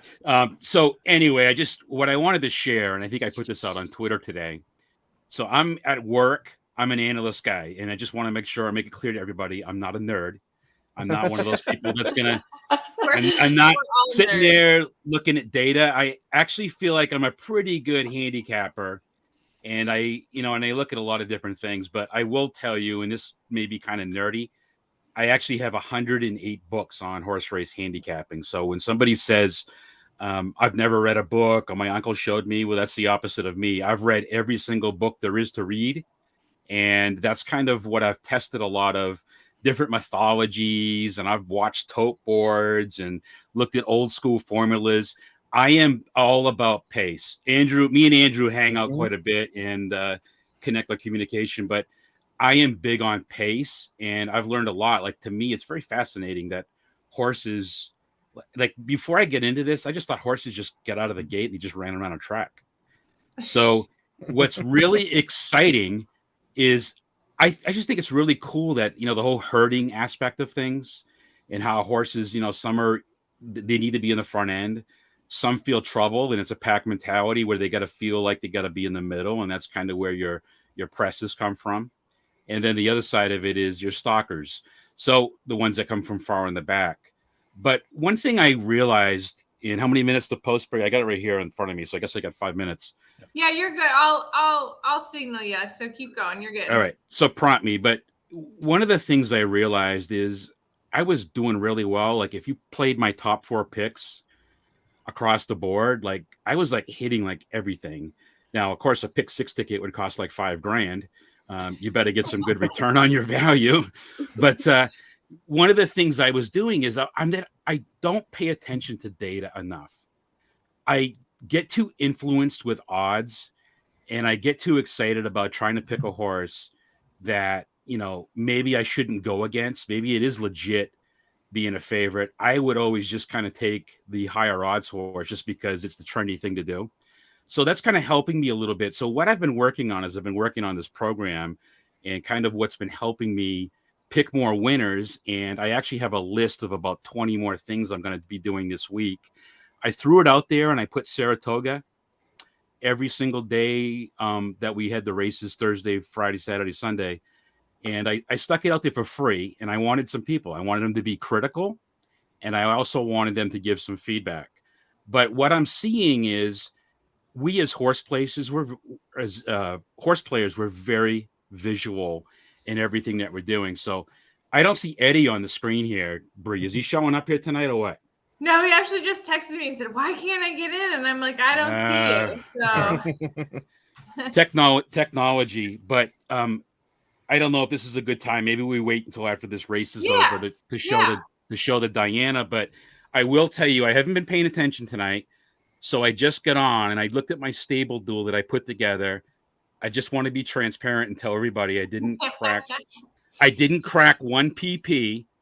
I just took the sheets and I made selections off that. The good news was I saw in race 1 I had the 5. Mm-hmm. In race 2 I had the 5 and 6, and we're on race 3 right now. I actually took 2 in this race, and I'm hoping that in this one. I took 2. I took the 4, and I took the 6. Mr. Pickles and Gooch Express, not bad. Yep. So on the charts, the 4, the 5 look really good. And I think is going to be, and I took the 6 because I think he was like that's all the money I had left in my StableDuel, and I think he was a throw-in. So I'm keeping my fingers crossed that's all going to work out. I'll send what do we got? So we're 2 minutes to post. They are on the track. 2 minutes to post is the warning on the ASD feed, which I feel like comes with some like Nintendo 64 sounds. If I'm Zoom! Right? It's now post time. Yeah. So let's have a reminder. So Flash of Glory, a few of us are on. I had Mr. Pickles, the 4 horse, underneath the 7. What was any of the value picks that everyone had, Matt? I said the 1 Hoochie Coochie Sam kind of liked as value. And Andrew, you like Gooch Express, right? Mm-hmm. For some value. Yeah, I have 6 and 7 here. 6 and 7. Sarah, who's your value play? I put the 7 on top just because I thought that the 5 would be a short price, and I didn't know if that one could get the distance. But other than that, I would say really slow, maybe at the bottom of your tries and supers. All right. Well, they're still being ponied. 1 minute. And the StableDuel Jackpot scores pick are 5 is. Ooh, scores are set. Scores are updated. Yeah. All right, everybody. After race 2 check-in. Oh, Trish is on the 1. I like it. Hoochie. I am in the free game. I am in 65th. And in the $25 game, I am 18th. 18th. All right. Still in the Andrew, where are you sitting in the free ride? I am in 108th. I got 27 points for Rail Splitter. So, through 2 races, I'm only 120 points off the lead, or 112 points off the lead. Not too bad. Yeah. Sarah? We got to make a run from behind. I'm in 54th, which is not last in the $25 game, and then I'm in 246th in the free ride. All right. Too many people. And then, so Chris, where's your stable currently sitting? I am sitting in 48th place with 115.75 points. Nice. Well, look at this. We got Matt from Armchair is sitting in 2nd in the free ride currently. We've got Tom sitting in 108. Got a mess in this next race. Okay. We got Rebecca down to 97. That's all right. Plenty of races. And it looks like you and Tim, Matt, are well, I don't know if he's talking about Armchair or you, but connected, but you're splitting soon. Yeah, I think we're up. Yeah. All right, so they're almost walking to the gate. We got time to welcome on Eddie. What's up, Eddie? How are you? Wait. If you can hear me, I finally got this thing to work. Jesus. I finally got all this to work. I've been scrambling, going to little dinner parties and stuff, and I'm finally back in the cabin. So Eddie is homesteading in upstate New York, somewhere in the deep Adirondacks. Well, hey, Chris came by here and saw the place. So maybe, Bri, when you come up at the end of the month, maybe you we'll have a little barbecue out here and we'll have some fun. We actually killed that deer that's in the background over Eddie's head. Just now. It's dead today. All right. Well, so Eddie, we're gonna put you right on the chopping block here. Who do you have in race 3 at Assiniboia Downs? Okay, you're gonna hate me. I'm sorry. I haven't even looked at it because of the dinner parties that we had to like I was cooking and stuff. One I haven't- invite. That's all you get. I'm sorry. I mean, I'll make I'll make it up to you. I'll cook you a dinner, or I'll just send you a cake. One of the two. Cake. Always cake. Always cake on the table. I need a cake. How about a cupcake cake? Like you'll have pyramids of cupcakes. As long as it has cake in it. Good. You got it. You got it. All right, Reggie's firing at Northfield Park 10, horse 3. In case anybody's heading over there, let's check back in here. So, yep, they're all just trotting around, getting excited. All right, let's do a check into the odds. They really are still kind of close here. Really Slow has gone up from 5-1 morning line to 8-1. Mr. Pickles is still sitting as the favorite at 2-1. Rydom has been bet down a little bit. 5. No, that's poor math. Sitting at 5-2, but Gooch Express is now 14, which I think was 8-1 when we last checked in. Yeah, so 14-1. Flash of Glory holding strong at 5-2.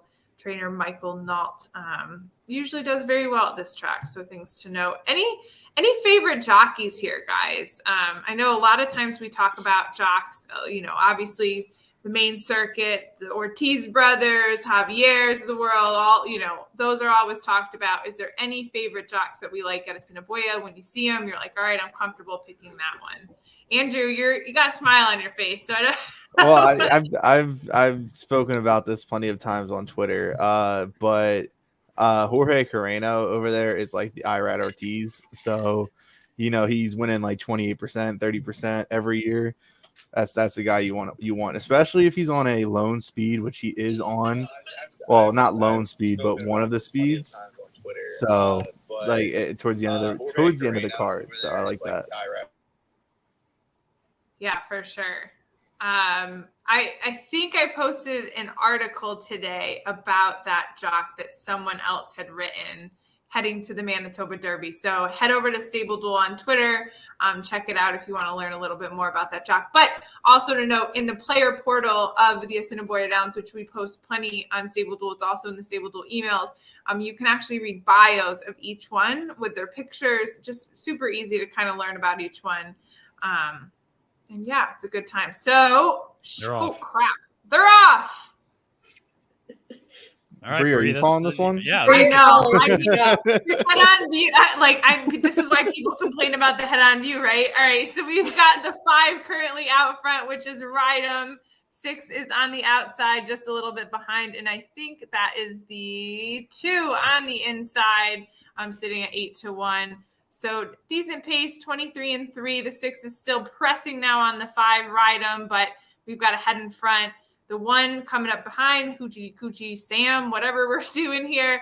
4 starting to press as well. Your 2 in the back are the 3 horse and the 7. Flash of Glory. Are you letting me down or are you waiting for a close here? Whatever you're going to do is fine.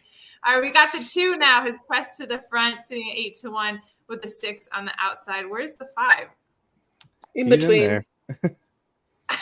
I'm like, where the hell is the 5? Okay. Come on, Gooch. Oh, yeah, there he is. Yeah. It's the worst race call ever. The 5 is kicked out front. They are coming around the turn. It is a duel right now between the 2, the 5, and the 6. I think is still just a little bit off of those 2 with the 2 on the inside. 2 is trying to pull away from the 5 right now. 5 is trying to hold on. You've got 4 trying to close on the outside, but the 3 is coming up on the inside. And digging in for sure. It looks like the 3 is going to pass the 2. The 2 literally just looked at the 3 and said, oh, shit. 3, 2, 5. That is your finish. Did anyone see the horse? You saw it. I feel like literally the horse looked over and was like, crap, we're not going to win this one. Bri, you got a future in this. I'm sweating. Right now. I couldn't even see one of the freaking horses. Like the 5 either way in front or just totally disappeared. All right, so let me go back. I don't even remember who won now. The 3. Yeah, really slow. Really slow. It looked really fast at the end. Yeah, he did. Yes. So someone on Twitter called out. Oh, it was Queen of Denali, I think, on Twitter, and I'm not sure if you're listening. She called out really slow and was like, "Give this horse some love." all the love for you, Queen of Denali, and for really slow here for picking that horse. We're bringing Dennis back on. Where's the 5? I know. I blame the cameraman. I don't know why, but I just do. Yeah, put Andrew back on. Thanks, Jeff. Thanks. Okay. I was caught off guard. Okay, so I mean that was a fun racery. So where did the 7? Woof. Where the heck did the 7? My stable was pretty much fifth. done after that one. Yeah. So yeah, he came running late, but just didn't have any. I mean, just seemed like it was more of a plotting effort, and just didn't seem like he had a lot to close with. He made a little bit of a burst down the home stretch, but nothing much. And you could tell the jockey was really trying to get him to go around the 3rd and 4th turn, and just the horse was not making up ground. And honestly, it's good just to get up for some positive points for 5th, because I thought I was looking at a -10 at one point. Mm-hmm. So. Yep. So the 3 points that we did not touch on Moss Mischief, but by the way, kind of should have touched on that one. Probably the best one, right? Before I left, I did. I had that horse in the stable duel, but I didn't bet the horse.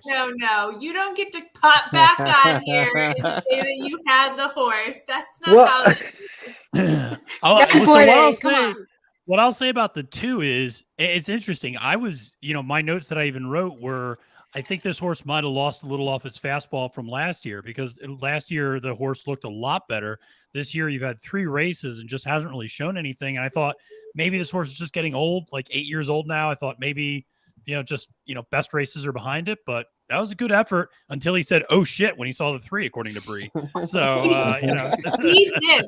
If I could show the replay, there was a moment. That's all I'm saying. See, and this is what I'm here for. I'm here to lower the barrier to entry for horse racing for just about everyone. You are very welcome. If you hit that 2, you did pretty well. That horse was 12-1. Mm-hmm. Yeah. Well, pace makes the race, as we say. Pace makes the race. This would be a good transition to take the heat off me, Chris. So if you would like to continue your chatter, and I do have the image that you sent me, so I can bring that up whenever you're ready. So listen, I guess we all like to tout when we're right. So let me tout for a minute. Okay. So me and Eddie have a show called Spot Plays on Saturday mornings. And, one of the things we do is we go through the big races. I'm really keyed in on Saratoga right now. And we usually cover the big stakes race and we go through it. Now, I'm going to tell you guys, I'm going to let you in a little secret. Bri, can you put that picture up for me? Yeah. Okay. So I handicapped this race just like everybody else handicapped it. Now, what this does, again, is this helps me put horses in the right order. Now, I have algorithms that are written, and the bigger the bubble, the better the horse. So when you look at the left side, it says pace visual. Everybody knew Bleecker Street was probably a single on 99.5% of people's tickets out there. Now, I actually showed this to my son, who knows nothing about horse racing. And, I could make some cases for some other horses. The only thing I was concerned about with Bleecker Street is the pace pressure wasn't off the charts. Like, yeah, it was medium to, where maybe he could be and if he's a great horse. But the one thing I've learned over time is do not single a stalker. That's like lesson number 1.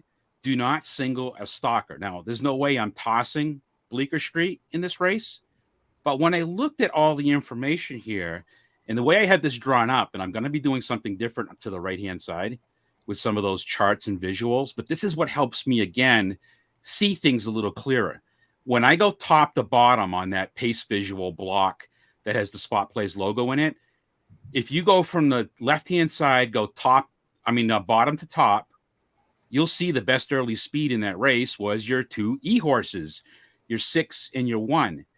If you look at the total pace number that I have run, and I'm not just adding, just so everybody knows, I don't just add early pace figures. I actually have some formulas that are a little different. So maybe that's why the numbers don't match up at home if you got the PPs and you're adding stuff up in a calculator. But when you look across the bottom, this is the total pace. So ironically, it was interesting. Now 6-1 because they're both E8s concerns me a little bit because I thought they were going to fight at the front end, cause enough heat where the 3 is going to go by him. But when you looked at it, who's got the best early pace here? The 6. Who's got the best total pace? That's just the way it worked out. Now, again, 3 was my top on the algorithms, but 6 was total pace. So when I looked at it and I started making a case, the horse had pedigree, Chad Brown.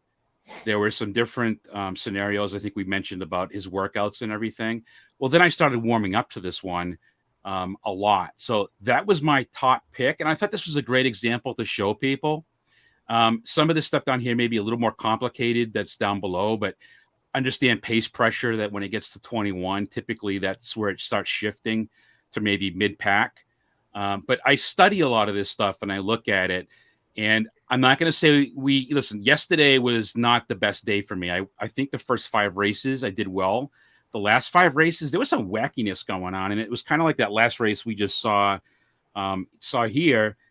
The horses didn't really like race to the way they were supposed to on paper. We all know we're not racing paper horses here, and this stuff doesn't always work out 110%.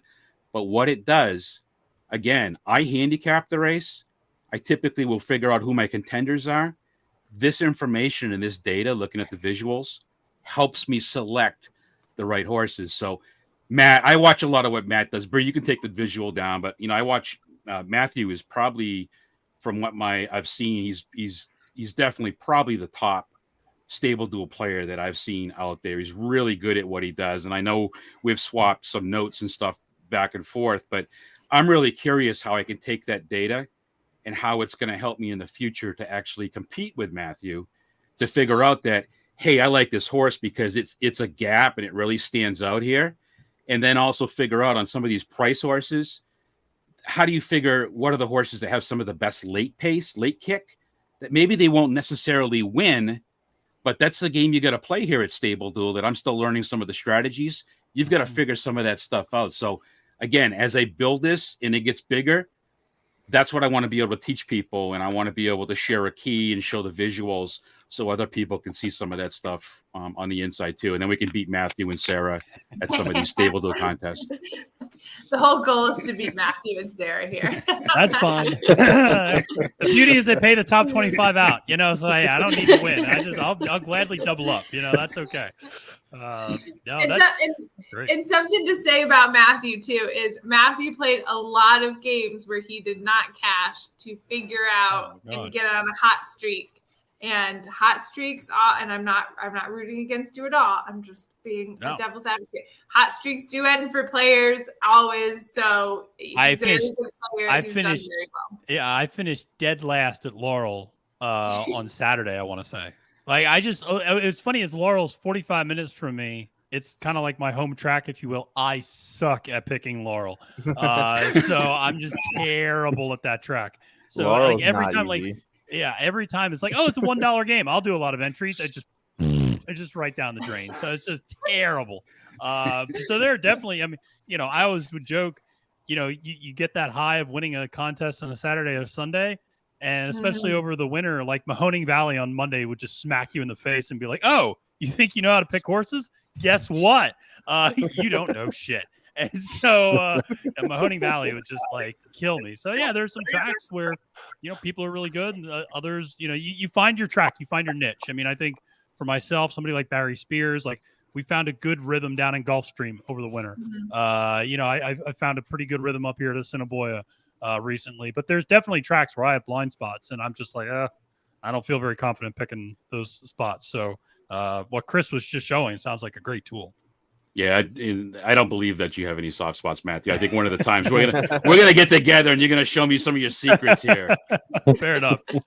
The secret sauce, the DeSantis sauce. All right, well, let's do this. So we're halfway through the card. So I'm gonna give away one of the hats. You can pick white. I was gonna say yellow, white or black. All you got to do in the comment section if you're here is tell us who you have in the next race, whether it's in StableDuel or if you're betting on the side. Just tell us one of the horses that you have picked and you've bet money on or you're a fan of. And then I will put it in wheel names and we will pick a winner. and they will win a hat that I'll send out tomorrow. And then we'll also do a t-shirt after the next race. And so while you all are telling us who you're picking, and there's 36 people, so 36 could win. Oh, there we go. We have Charles already here. Let's look at the next race. So we are on race 4. So we're looking at 6 furlongs, maiden, 20,000. This is the first maiden, I think, on the card, if I'm correct. Yes, the first maiden on the card. Again, last week we had some fun because we had a whole race of first-time starters. That is not the case here. Unfortunately, these ones have tried quite a bit to break their maidens. So a little bit of data here to play with, which will be interesting. We'll obviously ping Chris on his spot plays. But yeah, so let's look. 6 furlongs, $20,000 is the purse maiden for the ladies here. Well, let's start with the ladies. Sarah, who do you like in this one? Is it chalky, or do you have a value pick, or both? I mean, I'm kind of surprised that the 4 is 6-1 right now. I thought that this horse would be pretty close to the morning line, and isn't favored in the doubles, so that's a little bit shocking to me. So you're getting some great value off the morning line if you do like the 4, who is named A Lot to Like, has only started 3 times so far, and this one, if you go back in the PPs, was against much tougher company. Some of those horses that remind me that I see in the New York circuit as well. So this is a big drop, but you have to wonder if that's for a reason. In here, I went to the 3 horse just because this one last time, we talked a little bit at the beginning of the stream, just only has had 1 start over a sloppy track and didn't get out of the gate that quickly, whereas everybody else in here has had a couple of chances to prove that they're sort of not going to win a race. This one, you're getting a good price on a horse that maybe the first effort just wasn't that good, and this horse is capable of a lot more. So I'd like to take a bit of a long shot instead of a horse that I've seen enough from in a spot like this. Okay. Andrew, who do you like in this one? Well, for StableDuel, I used the 2. I guess it's I don't know how to pronounce that one. But it's just a lot of words put together. Hashiput. Yeah, something like that. But I do know is that it was only $750 to get this horse, and the other thing I do know is that it opened up at 3-5. Off of a 12-1 morning line. Don't know why, because I don't see it being a favorite here, but I do think that it will outrun its morning line, just based off of the last time really Jennifer Jordan had this horse, which was last year. I mean, she had it, back in June too, because, it came back to this track, but last year, I mean, 2 seconds, 2/3 in similar races as today. I mean, why not? How could you pass up a 12-1 shot at paying $750 horse in StableDuel when it has 4 in the money finishes out of 6 starts here? At least it shows that it can, somewhat compete here. Those are all good points. Matthew, are you agreeing? I see a lot of head nods. Yeah, it's a good play. And I wonder, Andrew, if part of the reason he's taken on that early money is because of how much the horse costs. And a lot of times when you look at these maidens, sometimes people just look at, so this was by far and away the most expensive horse in the field. And sometimes people kind of go to that right off the bat. So I'm curious about that. I ended up going with the number 1 horse, actually, and Miami Souvenirs at 6-1. Kind of costs you $5,000, which is your StableDuel average. I like this horse. I agree with Sarah that, and if you listen to the Friday live streams with myself and Gino, one of the races we typically try to attack are maiden claiming races, and we typically try to go after horses that have run a bunch of times and just never really won, and so we go after horses with less experience. This is one where there was a surface switch. This horse has been running down at Gulfstream on the Tapeta, and went up to Assiniboia last time out, had a little bit of a layoff, ran second. I mean, granted, lost by 5 lengths, but, at least showed something and showed some marked improvement in terms of overall placement. So I thought, well, second time out at Assiniboia, second time, off the bench. And, I don't necessarily love the number 1 spot in terms of, in a sprint race, but I thought this was, for the price, not a bad value to use. Chris? I'm rolling over. Yeah, I just first off, on the sheets that I'm looking at, it looks like, and you guys can get this too and follow along. if you go to Spot Plays HRT. And what I see is the 7 and the 4 stick out to me. I went with the 7. Again, I didn't look at any PPs. I'm a little concerned looking at the 0 for 9, but I'll tell you my favorite angle of all time is maidens and maiden claimers, where the horse finished second last time out. That is by far my favorite angle. So this horse finished second last time out. Everybody's got to win at some point, I would think. So I'm rolling with the 7, and he's 7-2 right now. So I'm fading the 2 though, because the 2's a stalker. So we'll see what happens here. But this is a 6 furlong race, so I'm interested. 7-4. 7-4. Dennis, where are you sitting with this one? There's a lot to like here. Your thoughts? Nice. I see what you did there, Dennis. That was good. Yeah. Okay, That's what I like. That's what I like. And I want to say, Armchair, you stole my joke about 2 minutes ago, so thanks for that. I think if you was price hunting, I think Andrew had it right with the 2.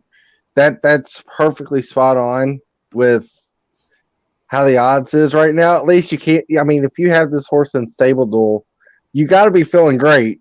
But I think that's good value. I think the 1 was interesting to me too, but I got stuck on the 4, and I think the layoff is not much of a concern, dropping down from stakes races down to a maiden race, which you see that happen here a lot.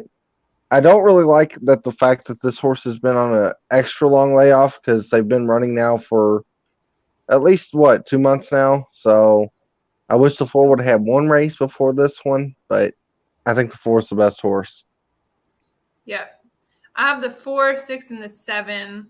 Y'all are talking about the 2, making me nervous, but that's almost where the morning light odds, I think, like work against you, because your mind kind of goes like, oh, well, I shouldn't like this horse for some reason. So, but 4, 6, and 7 is where I'm sticking. All right. So I'm going to give people a little bit more time. If you are listening in and you'd like to win an Assiniboia Downs hat, you can choose white, you can choose black. All you got to do is comment here on YouTube who you like in this race. We're talking about race 4, 6 furlongs, maiden, $20,000. You just got to comment 1 horse and you'll be in the running. I currently have 1, 2, 3, 4, 5, 6, 7, 8 people. Dennis, I did not put your name in there. We can figure out how you can win a hat on the side.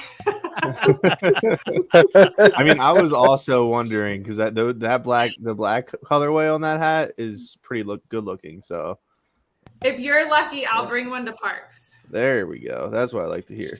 I need to I could add to my collection. Sarah, I told Sarah that I'll give some to hers too. All right, we got Indy 229. Let me add you in here. Indy 229. Who's calling this race? Philly Boy, are you calling this one? I called the Not second me. one, and it was Not me. I don't want to toot my own horn, but I think it was the best one of the night so far. It was. I guess just used it was. numbers. Yeah, it was by far and away the best of the night. So we have, who do we have left? Sarah, did you call a race yet? Not yet. I can take this one. Okay, you're on this one. Dare. I feel like Sarah's gotten a lot of headway on this. Like the other ones were all like, "Hey, they're off, Matthew, take it." I know. I have to figure out how to say these names now. For my call. Very caught off guard. Sarah, How are down we the stretch they come. Right? How are we saying the 2's name? Oh no, this is up to you. This is your game. Yeah, this is your job. This Yeah. is your job. Is it Santin or Santine? I don't know. It's That's easy. Come on. it's That's money. one of 2 things. Hatch, but I don't know. Oh, she's already practicing. This is great. Yeah. I mean, if it's in the advance notice, I'm going to try. She's gonna start writing down like a whole play-by-play. Pull up some old Durkin calls for practice. So let me tell you a funny story real quick. My dad went to law school out of Pepperdine, which is in Southern California. He used to go out to Hollywood all the time, you know, in the Del Mar, Santa Anita. And he was friends with a guy, Chris, which is actually my middle name, and because of this guy. But this guy would write out race calls of fictional races that didn't exist during law school, and he would just sit there in law school lectures and like write out race calls. And my dad thought it was the funniest thing in the world. And so they would just go to the track. And for my entire adult life, I've never heard my dad once tell a story about law school that did not involve horse racing. So that was kind of what he did, I think, for 3 years. But, yeah. Now, see, here's my thing though, Sarah. You're concerned about the 2's name, right? Yes, a little I'm bit. more concerned for you on the 3. I don't know, that one's trickier to me than the 2 is. I already decided that I'm going with Amalaya for that one, whether that's correct or not. So I've made a decision. I haven't made a decision yet with the 2, and I feel like you just gotta think of something and stick with it. I just think that the 2 doesn't have enough vowels in it, so it kind of throws everything off. Yeah. Okay, so I've got up to Bob for entries here. So I was gonna say at 0 minutes to post, I can do a screen share. Here, Sarah, if it helps out, I looked up the word. It's something with Egypt. It was the 5th pharaoh of the 18th dynasty of Egypt. All right. Well, I am half Egyptian, but unfortunately, my There you go. whatsoever. So. Well, now we expect you to nail it. I know, right? You would think. You had to bet that because of this, of the Play. Yeah. Okay, we're gonna do this giveaway. If I can act like I'm technologically advanced here, so let's go share screen, risky, then y'all will see what's on my screen. Oh, Chrome tab, I can do that, right? Yes. All right, can you see that? Yeah, we see a wheel. All right. Okay, so we've got everybody in here. I want to make sure nobody else added. I'm rooting for Ames. I'm rooting for my guy Ames. Oof, so close. David wins the first, and I didn't put your full name in here. There we go. Where are you, David? David Kempinski. David Kempinski. Congratulations. All right, so I got a hat for you. Let me stop sharing the screen. All right, successful.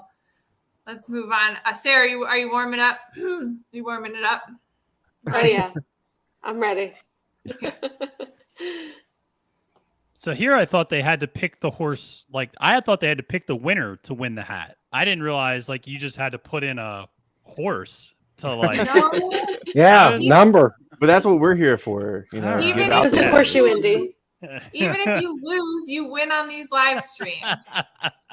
I love it. Well, that's great. We'll do one more. We'll do one more giveaway. We can do a T-shirt, or technically, if somebody wants a hat. No, you're getting a T-shirt. We're gonna do a T-shirt for the next one. Probably my only winner tonight. See, that's what we're here for.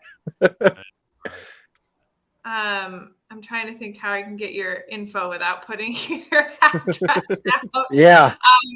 David, I think you're on Twitter. If you're on Twitter, why don't you DM StableDuel or shoot support@StableDuel.com an email with your address, and I will post a hat. Just let me know if you'd like the black or the white one, and we'll post that tomorrow.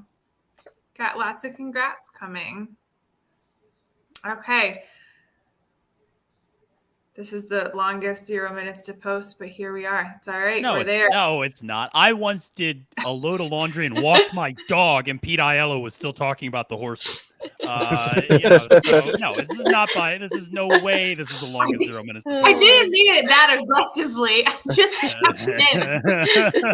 Matt has some very strong Gulfstream feelings. I love Florida, but man, yeah. One time I actually left Parks one of the late nights, drove home, and Charlestown still was in the paddock at 0 minutes to post. So, oh wow. Yeah. There might have been a lightning delay, but I'm gonna just, All right, well, let's do. So I was gonna say they just said 2 minutes to post, so we still have a little bit of time. You still got a couple minutes. You know what the highlight of my day was today? Is I figured out how to spell Assiniboia. I think I butchered that 400 times today. Well, yeah, that's interesting. Assinobia. Assinobia. It is. I don't know. We could all be messing it up. We It's could be like- messing it up, and he's right. You need a song like Never know. Mississippi or something to figure this one out because seriously, it's tough. Assiniboia. Well, Where? somebody said, can we call Ass Downs? I mean, you can call whatever you want. I don't care. That's my typical, You know what? That nickname would be for it, trendy. but- Yes, if that's what you need to do, you do that. 'Cause then if it you looks lose- we're almost scores to race 3 here. So we'll check in after this race for StableDuel. Charts are taking a little bit while. It looks like they're walking towards the gate. So guaranteed pick 4 pool is 50,000 at Assiniboia in case you want to spread out a ticket here. Your pick 4 starts now in race 4. We've talked a lot about these horses. So the Hashaput is no longer the favorite. It's currently sitting at 5-1, down from the 12-1 morning line. But I think when we were talking, it was 2-1. A Lot to Like, which was the horse a lot of us liked, is back to being the favorite. Hit it a bomb, sitting at 2-1. Your values are going Commandy at 16-1, and Amalea is 21-1. So, yeah, this one will be interesting. I wish I honestly could put a bet together because I think you could hit something a little bit in this one. Does anybody have bets on this one? I wonder- got some pick 4s going. Oh, Pick nice. 4? I was gonna say we could like light Twitter on fire and say that we should place a place bet on the 3 and just see like You what mean happens. show? Yeah, or maybe a show bet on the 3 as well. Ah, the only bet to win. Long term, you're gonna lose. Long term, I hate y'all are those losing people. anyway. Eddie's been trying to get on, but he's not. There he is. Yay, Eddie! Oh, hey. I literally blame Dennis Trusty for all of this. That's fine. Gotta blame somebody. Well, William is saying good morning to Dennis Trusty right now. So Good morning. I don't know where you're at, but good morning. Has to be like Australia. By the way, I'm on the 7 along with my boy Chris. So All right, nice. the 7, White Rose Spirit. What are the current odds on the 7? A little short, 3-1. Morning line 4-1. That's about Shelley Brown. well, Sunday, I know go. No, I said I tried to make sure not to pick a 5-2 shot, Bri, because you don't play 5-2 shots. So I don't know if I've ever said that, but I do try to fade chalk. But I'm trying to get better of my rebellious spirit because it seems to bite me a lot. and by the way, if anybody wants to give Chris a little bit of a hard time about his homage to Notre Dame with his shirt that he's wearing there, handicapped like a champion today. It's all about Notre Dame slapping the little sign as Yeah. Oh. Nice. Handicap like a champion today. I mean, it's a total infringement on Notre Dame. I personally am contacting legal authorities about it. He's got to watch out that people don't come up, Chris, and like slap you in the chest. Like they like they slapped the sign coming out of the tunnel. Me and Eddie have had a long day today. Just Yeah. for the record. We are. All right, Long day, but a fun day. All right, wait a minute. I will Sarah's not ready. allow Sarah to start in such a What? flustered way that I started. So Sarah, they're going in the game. Oh, it's time. Okay. All right, they're all in. They're off. 5 bobbled a little bit at the break, but everybody seems to have recovered quickly. Sunday Suzanne is going out for the lead, as well as A Lot to Like. On the inside, you have Hashput, and then to that one's outside, going Commandy. White Rose Spirit is now moving up a little bit alongside. And then at the back, you have Miami Souvenirs as well as Amalaya. A Lot to Like and Sunday Suzanne are together on the front end. Fractions seem fairly moderate. Going Commandy is being asked to go a little bit more, but not really making up the ground. 7 is in tight a little bit as the Miami Souvenirs is going around that one's outside. Oh. Oh, Somebody's the real got to call. stream up. Amalai's making a little bit of a move from the back of the pack, but now Sunday Suzanne has come away with the lead. A lot to like, has to answer to that one's inside and is doing so, hugging the rail. Sunday Suzanne is coming after a lot to like, who's game but second best. Miami Souvenirs is closing down the outside and is going to go right on by. It's Miami Souvenirs pulling away, confidently handled in the end, and much the best in this field. No doubt about Miami Souvenirs. Goodness. I don't think any My of us know that God, you horse. Sarah, you rock that. I nailed Sarah, that you one. should get paid Yeah. for that. Yeah, she definitely See- topped me for that best of the night. So Yeah. Yeah. Well, And see, you know, I would like to request that Sarah calls every race from now on, so I keep winning. Where's Sarah? We need Chris Walsh to say something about Sarah right now. I was like my number one fan in the chat right now. yeah. I mean, See, Sarah, I might write an article about that race call. It was so good. well, see, I You're was gonna going to write. say, Go ahead. I was just going to say Andrews was professional, but Sarah sounded more professional, especially with the actual race caller coming. I know, right? I got a little bit of help for that one. Yeah. Well, good. I am Dad. out of the We pick had 4, by the some- way. We had Last some week, winners. Dennis's race call was really good, and even Matt Dinnerman said so. So Yeah, you that's, did. Yeah, That's a pretty big good- compliment. Yeah. That Yeah. is- All right, so we did have some winners with Miami Souvenirs. 4-1 went off live. 4-1 morning line was 6-1. So $5,000 in your stable duel if you included the one. So you could borderline say it was sort of a value pick.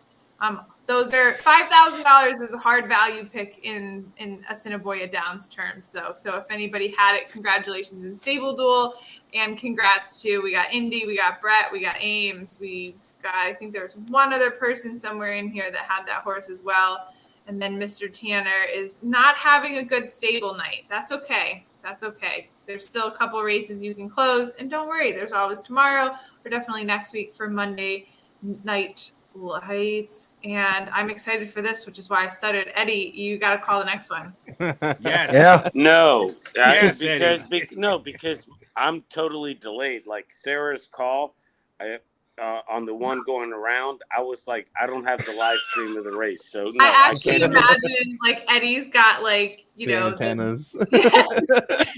Yeah, I've got the antennas with the aluminum foil on top of it, trying to get signal. Exactly right. Come on, I'm in a cabin in the mountains. I have no live feed. access Oh, to wow. anything. You could do it blind, Eddie. You can. I mean, hey, look, I can fake it. I mean, I'm good at do. I mean, I've faked my way through Saratoga for 25 years, so I could fake my way through a race. All right, well, let's see where we're still waiting. Gosh, the results. I'm not even asking. I mean, give me a live feed. I'd love to try to do a race call. It would be probably Bugs Bunny funny how bad I'd be, but I'd do it if I can get a live feed. But I do want to just say I'm on Naira. I have Naira and I'm watching it, and like Sarah's calling the one going by much the best, and they're not even on the turn. You know, so I mean, Glimpse into the future. how can I call the race? You know, it's like I'd be calling the race, and they're going, Eddie, it's over. Eddie, that's, they're at the barn already, Ed. Yeah, Actually, exactly. you it's know, official. They're Big- washing them off. Big Tony might have had a chance if Eddie was calling that race. You know, Pretty much. Actually, yes, because Big Tony was in the lead in the far turn. So yeah, you're right. Yeah. Yeah. All right, well, let's talk about the results of the last race, race 4. So Miami Souvenirs, the one horse, paid $10.20 to win. Again, there's some big value that, well, I'm not big, not like $100 big, but value to be made tonight at Assiniboia Downs. Sunday Susan, which, by the way, was my second place horse. Thank you very much. Not that that does anything for me. And then White Rose Spirit, who a couple of the guys liked as well, finished third. The one that everyone was kind of a little worried about, Miss Egyptian, Hashaput finished fourth there. So, yeah, it was a pretty exciting race. But really, we've got 3 more, which also are kind of some of these mishmashes of who's going to win. Odds are already changing. So do we want to just kind of touch on race 5 real fast? I think Well, I everybody's just want I'm going to be heading out, so I will not be able to handicap the 5th race. But if you want to, get any of my picks, I'll be in the chat and all that stuff. I just have to head out. So, perfect. but thanks for having me. I'll see you next week. Lydians are up on Twitter, guys. Yeah. Philly Boy 415, Parks picks, Colonial picks. Him and Dusty work together. I got Delmar picks coming up soon for this meet, so. Well, I totally I unfollowed Philly Boy because he didn't follow me back. So. Oh man, I don't follow many people back. I was trying to keep it under 1,000 for a while. Yeah, do it. Stick to your guns, Andrew. Yeah, don't let any bully you. Hey, Andrew. Literally, one of my highlights of my Twitterverse life is that I was one of the first 150 people that Bri Mott followed. So, I got a mantle. I got a little mantle on the wall for that. It took Bri 6 months after I met her in person to follow me. So really, I had to beg her. I was like, please, can I at least just get a follow? I had to ask too. Is that something a host can do? Just mute everybody? But all right, I'll see you guys. I should be muted forever, personally. All right. So we got Ames has got 3 horses in the next one. Artisan Dancer, I like Barefoot Dancer and Dazzle. By the way, did you notice the payout of the Exacta and the Quinella? It was huge. For what? The last 36 for $2, $36 Exacta and $34 Quinella for $2. I mean, that's huge. Yeah. In that race. Yeah. That was a lot to like. Did not have a lot to like in that race, and that certainly helped the payouts because it finished pretty far back. So, because they finished outside of the top 4. I think it finished. Yeah, 5th or 6th. Hey, Bri. Yeah. Does the scores get updated by a person or a person? I'm just curious. I know. Actually, it's a little gnome inside your computer that just they actually go from each person's phone to update, so you just need to wait a little while till you get a knock on the door. No, it's all Chris. It's all old school. It's a gerbil on a spinning wheel, and that kind of cranks it all up. No, so I will say tonight, for some reason, is taking a little while, but it's actually the data from the track that then goes to the data company to us. So it's not anything that we particularly hold up. So for instance, if there is a disqualification or anything that happens in a race, that usually delays races quite a bit because it's based off of the final chart, which there are notes written by humans for. Most of the time, Assiniboia Downs is pretty quick. We're usually about 10, 15 minutes after each race. But yeah, the struggle is a bit real. So maybe I'll ping our tech department, which can't hear me because they're not here, but I'll ping them and have them look at it.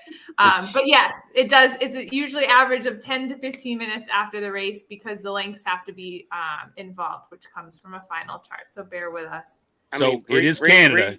Bri's talking about they have a tech department. Their tech department's like shooting Nerf basketballs. I mean, come on. Eddie, sit down, darling. You don't know everything like you think you do. Down in your homestead cabin. I love it. By the way, you were talking about DQs. I had a really interesting. I had a DQ the other day where I had a winner who got less than 60 points, and I ended up, because the horse finished second, but then got placed first. And so I ended up getting it was 58 points for the winner. And I also got a horse that finished first, but then I ended up getting over 40 points because it got placed second.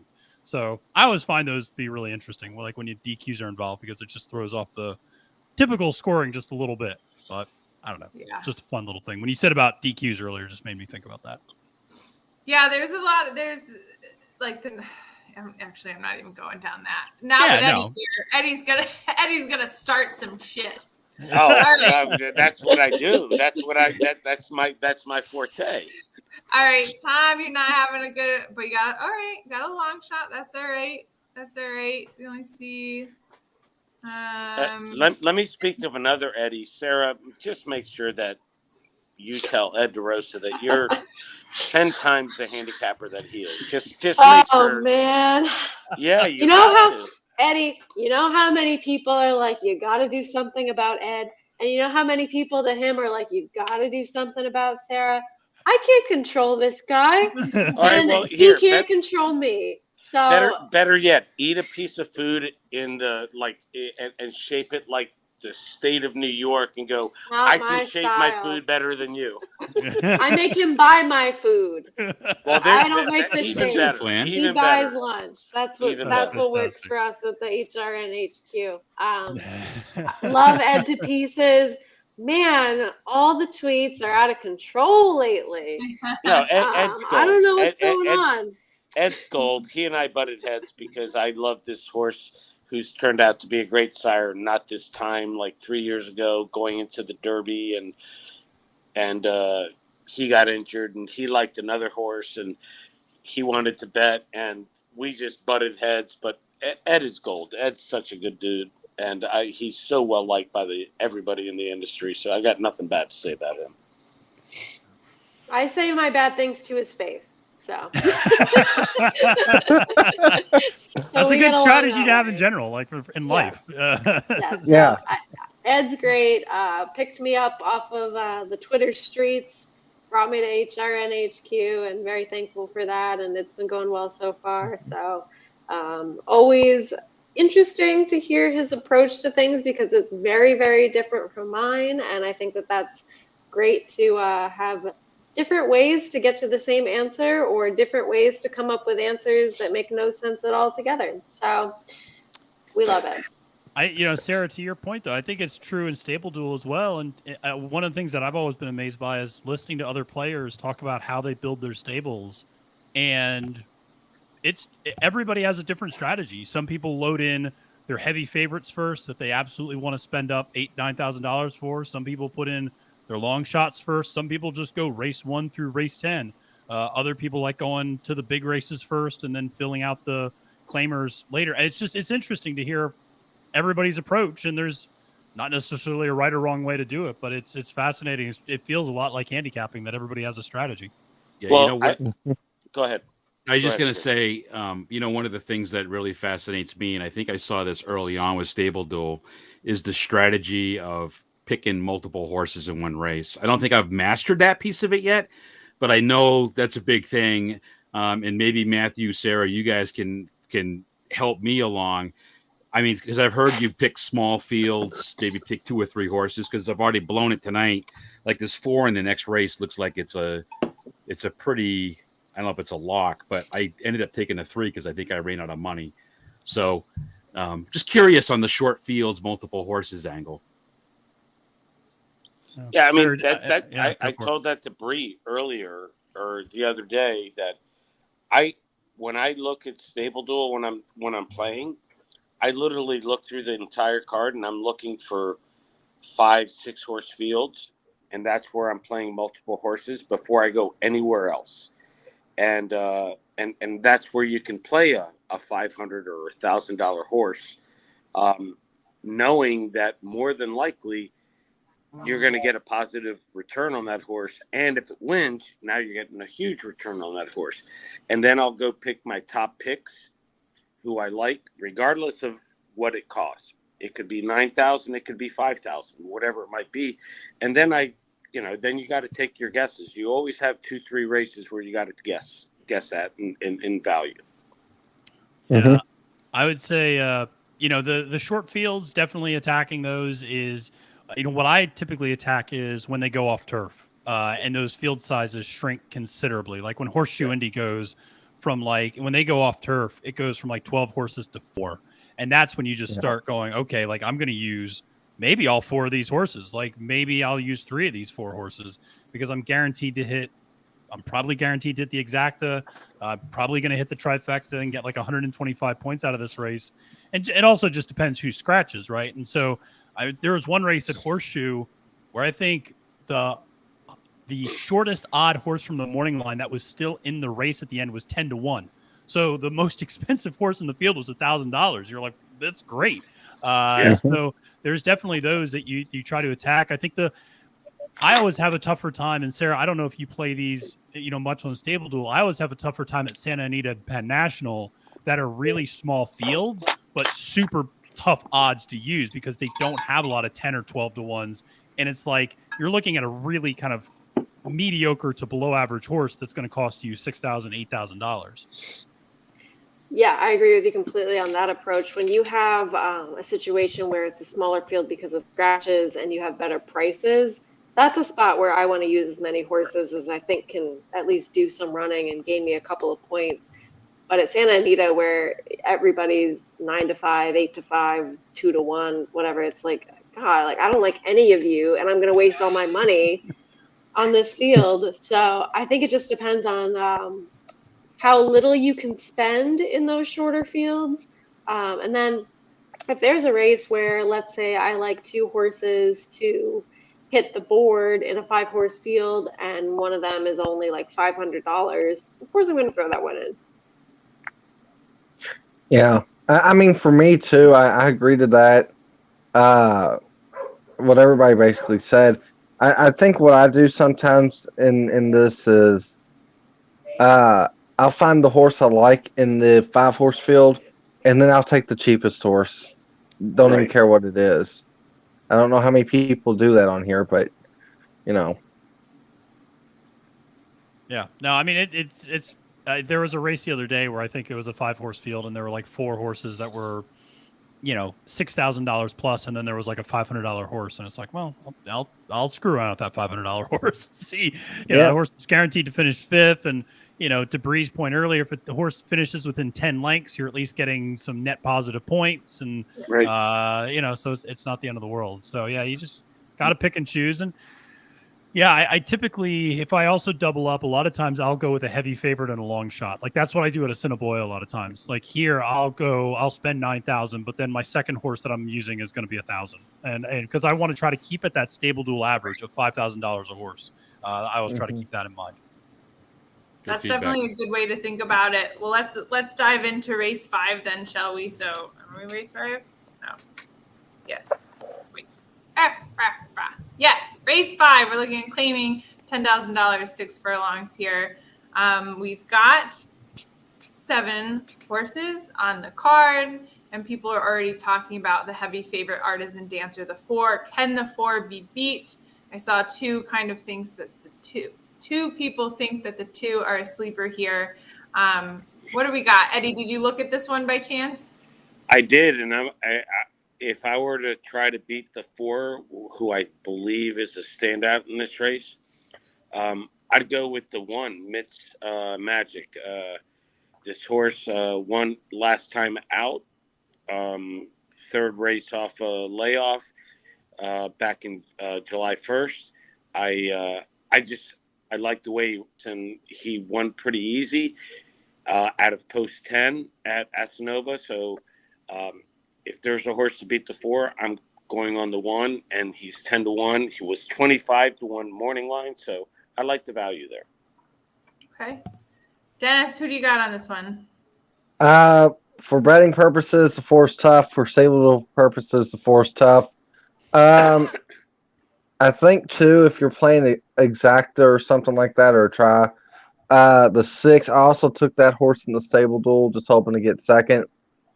The last race won. I know it was a Manitoba bred race, but was 4 to 5. But also ran in a 10,000 open maiden claiming and ran 3rd behind the 5 Barefoot Dancer. So at least this horse has got some type of open company ability.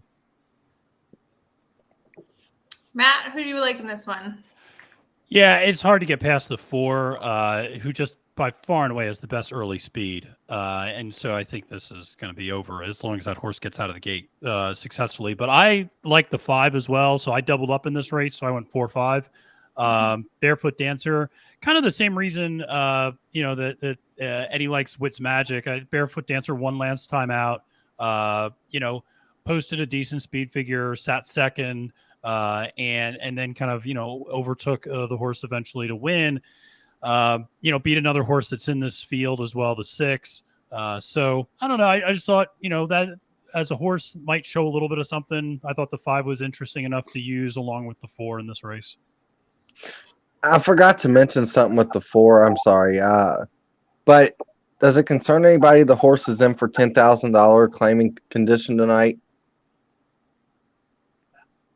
I've looked at those points, and usually if a horse is not in for claiming, I think that, they're more high on the horse in whatever race they're in versus putting them and dropping them for a claim.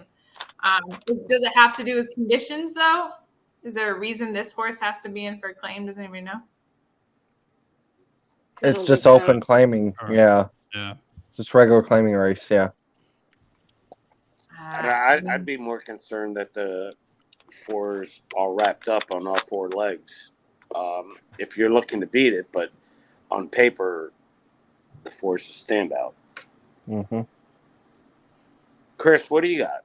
That's who I took. I took the 4, and I'm looking at the StableDuel app, and I wasn't the only one because I was actually surprised because this was $11,000 on the StableDuel on a 4 to 5 morning line. So that's a lot of money to use in your stable. But when I looked at it on the charts, just to echo what you guys all said already, this is one that just stands out on paper. So again, they don't race on paper.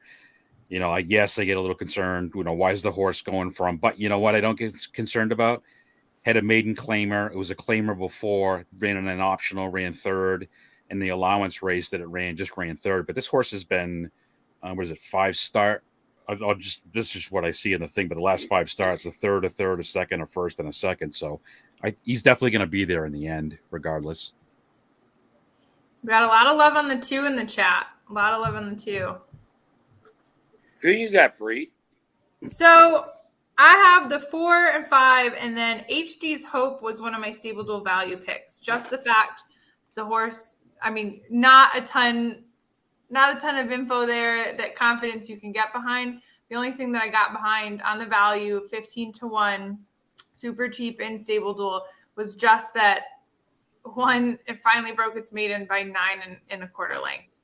So that I'm like, all right, well, maybe there's some freak in there that needed to figure something out and it can finish close to the winner at 15-1. Literally was my StableDuel thought process here. Swing with HD's Hope on the 6 value horse. But yeah, I had Artisan Dancer on top and Barefoot all the dancers. I got dancers.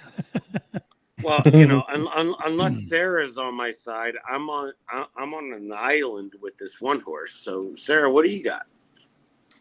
You're on that island, my guy. I like Barefoot Dancer, the 5, a little bit. Everything that Matthew said. And then also, this horse finished ahead of Sunday Suzanne. We just saw in the last race that horse came back to finish second. So if that's any indication, that means that this horse defeated a good one. Maybe Sunday Suzanne is kind of the horse with second-itis a little bit. And those are obviously the maiden ranks now facing winners for the first time. I like going from 5.5 to the 6 for this one. I like that they go from maiden 10 to claiming 10. It's not a drop. They think that this horse fits at this level. And the red flags are just coming out to me with this 4 horse. Very aggressive drop. And this isn't Saratoga. They're not dropping to win the riding title or owner's title for the meet. They're dropping likely for a reason. And maybe this horse is just much the best and romps in here, but I don't really want 1 to 2 on a horse that I have some questions about with a very aggressive move. I'd rather take a price and see what happens. I do understand why people like the 2.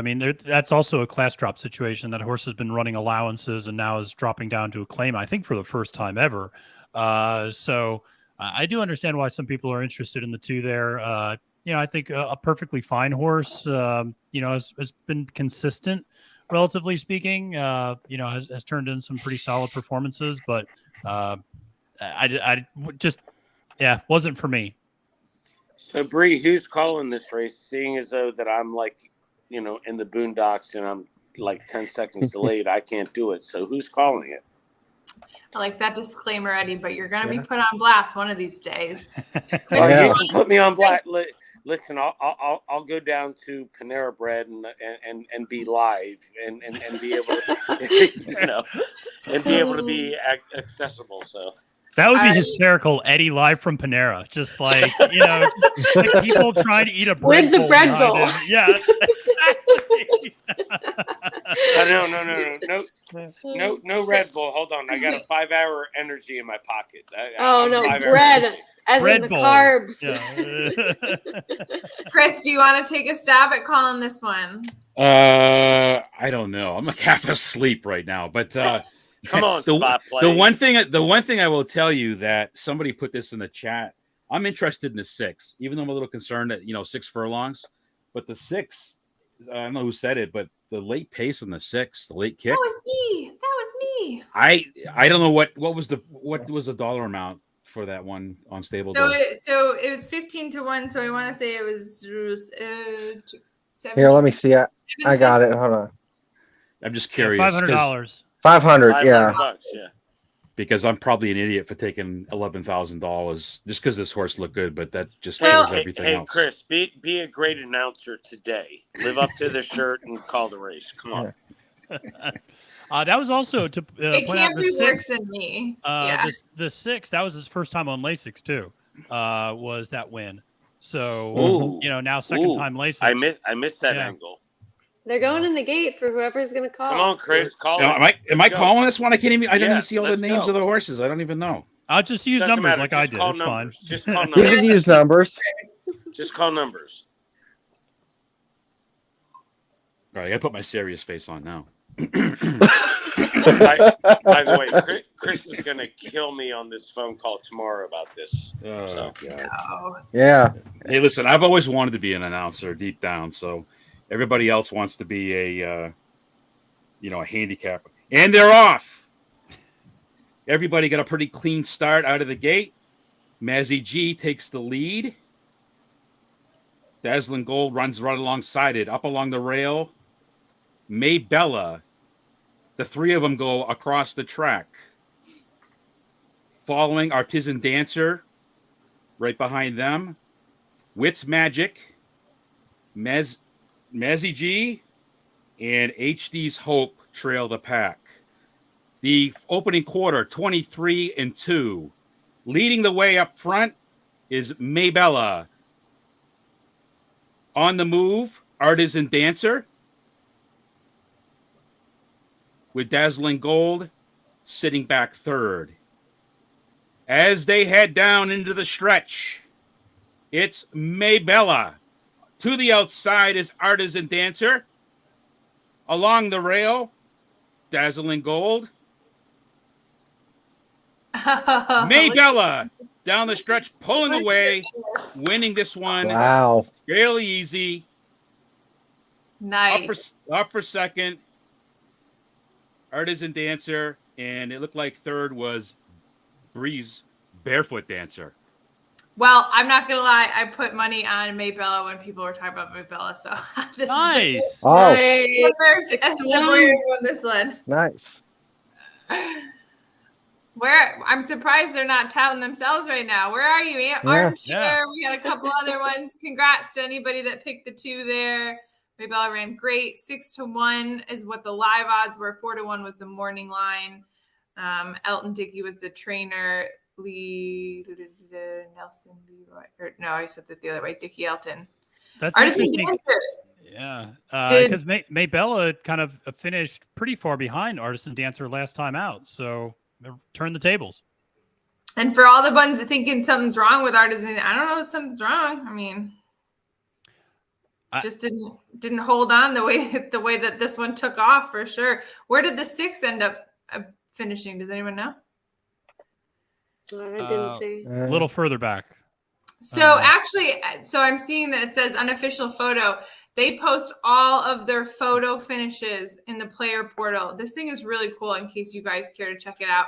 Player portal and Assiniboia Downs website, and they post all of the photo finishes there, as well as the jockeys and all this different stuff. So if there's a photo finish, you don't have to call it out on Twitter. They'll post it for you. So that's pretty darn cool. Oh, by the way, in Great Race Call, the only thing I will critique is there was a cat or something. Go watch the replay from the beginning of the race. There was a There cat? was a cat. There's a cat who ran across. Yeah. Yeah. I give Dennis props for that because I saw that too, and I'm like, what happened? I didn't know if it was a cat or a fox or what, but yeah, it was Something. yeah. It was something. Yeah. Yeah, there you go. Charles saw it too. He said, I saw a fox run across the. Yeah. Here we go. 5th. 4 never had any late kick. No. That. 6 was 5th, and 1 was 6. Well, didn't finish last. There's something. Well, you had that 5 barefoot dancer at 10-1. You had that on your radar. Nice job. Thank you very much. Yeah, my 1 finished last, so I got that going for me.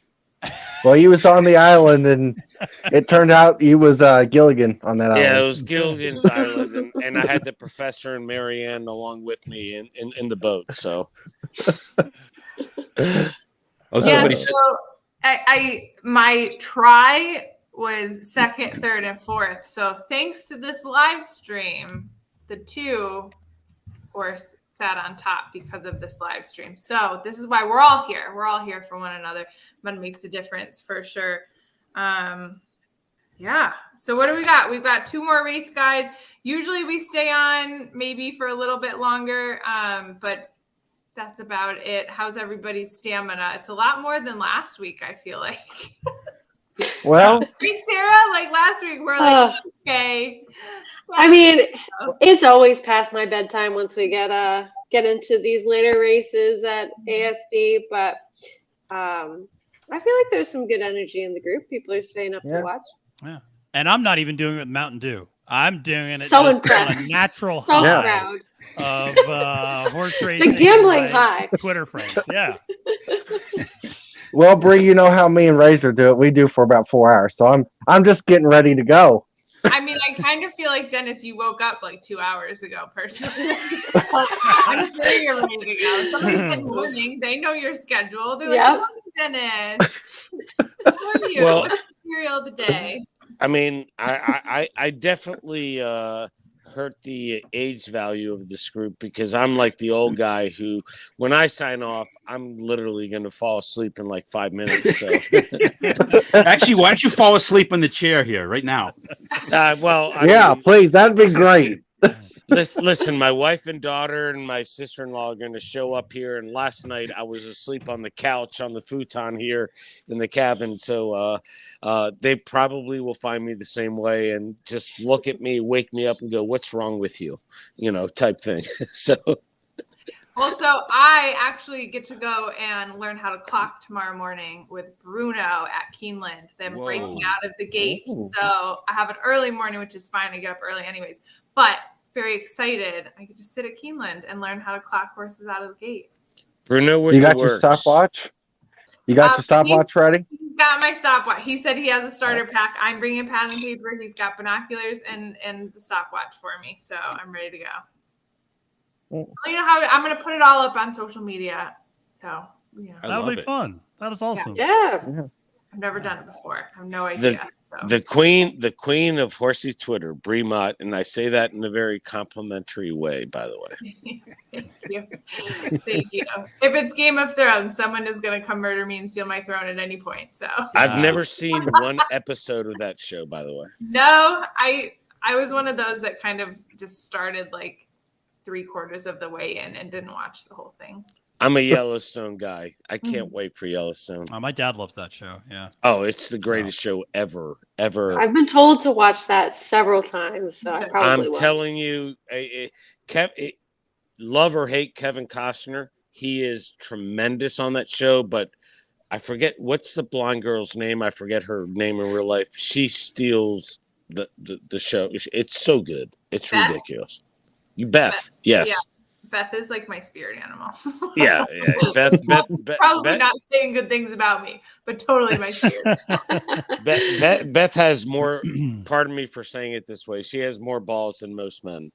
Oh, it's okay. I almost said balls earlier on. It was just... Yeah. So this sounds like a show I'll have to watch. You definitely have to, Sarah. I'm telling you. Okay, you're gonna binge watch it with a bottle of wine, and Beautiful. You can Control thank the me- conversation, You can thank Bri. me later. I know. I'm just gonna. So let's do one more giveaway since we have a couple lifers still holding on with us, and we're super appreciate you all. Golly, I'm getting tired myself. What was that? Super What happened? appreciate you What all. just happened? She said We jolly. had a stroke. Done. Now we don't care. So in the next race, we're looking at race 6, 5.5 furlong, $7,500.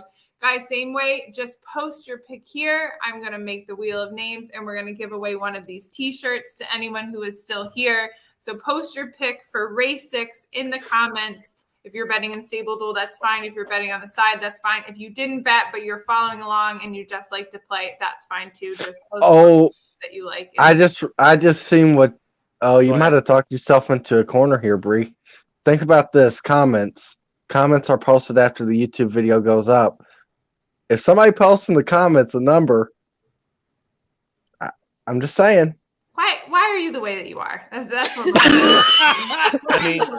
I mean, Bri, No. Bri, I'm That's like- doing it live. That's Ed level contrarian. Come on. Done. It's dusted. You can post all night if you want. It's already been given away. I just need your picks now, folks. Dennis, you can post all night if you want. I'm picking the 3 Drizzy because what you just like in your stroke that you just had, it was Drizzy. So I'm picking the 3. Well, you don't get to win for numerous reasons. But thank you and good luck. All right, so we got Ames. All right, so you guys, why don't you start breaking down race 6 so I can type in these names? Matt, I'm going to let you host this. Go ahead. All right. Yeah. So race 6, I should say, is a $7,500 claimer, 5.5 furlongs on the dirt. And for this one, I went inexpensive and I went with a little bit of a long shot. So I went with the 8 Contraband at 10-1 on the morning line, only cost $1,000. Horse has tremendous early speed. There is a concern that this might be a little bit of a replay of the first race where there's a fair amount of early speed here. So there's a little bit of concern, but I figured breaking from the outside post, this horse has the ability to maybe see what some of the other speed is doing and make a decision about whether or not to sit or to go. And granted, the win, I'm a little bit of concern because we just saw what we just saw in the last race with the 6, who ran well on a muddy track and then came back and didn't run well there. And so this one wired the field on a muddy track, 3 back, but also won last time out under better conditions. Granted, it was a less expensive claiming race, but has won at the $7,500 claiming level. So like I said, I went with a little bit of a less expensive play, $1,000 with Contraband in the 6th race. So Sarah, what are your thoughts on this one? I agree completely. I included this one in my stable as well. And the only thing that I'll add about Contraband is this horse is coming in off very short rest, but this trainer is 27% doing this with less than a week turnaround. So good stats on getting these horses to come back and run well off of a very quick turnaround. The other horse that I included, I did double up here. I went with Trumpum as well, the 1 horse. This one's dropping in class, is stretching out a little bit from those straight 5 furlongs and is now second off a layoff. So this one I thought maybe just got a little bit tired last time to finish 3rd, and maybe second off the bench would improve a little bit. And this trainer, it's a small sample size, but the 31 to 60 days, 50% of 8. So I like that. Yep. Very good one. That was one of my top choices. Just from a handicapping standpoint, I had that one up top. But Chris, what are your thoughts on this one? Because this is an interesting pace race, I feel like. So I'm interested to hear your thoughts. Yeah, so what I see on paper, obviously it's 5.5 furlongs, so everybody's just going to be gunning it out of the gate. But we do have a little pace pressure here, so I could sway. It looks like 4-2-8 when I look at this, the 1 that Sarah mentioned. They look pretty decent. Early pace, 6 has a nice advantage here. So if the 6 can get out in front and get clear, it may be good. I actually went with a 2 in this one, and I think the value was there for me personally. When I looked at the chart, had the best late kick. Total pace was very competitive. He was $3,000 in the StableDuel. And Eddie, you appreciate this. The sire is Ghost Zapper, one of your favorites. So we're going to roll with a Ghost Zapper. I like it. Eddie, what are your thoughts on this one?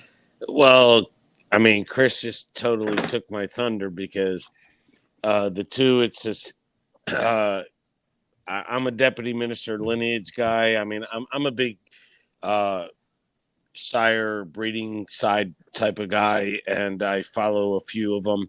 This is one. It's his second race since August of last year. Ran a good third last time out, so I'm on the 2.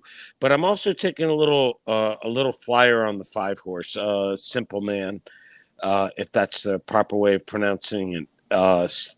Third start off a layoff. He's got a win in a second coming off those layoffs.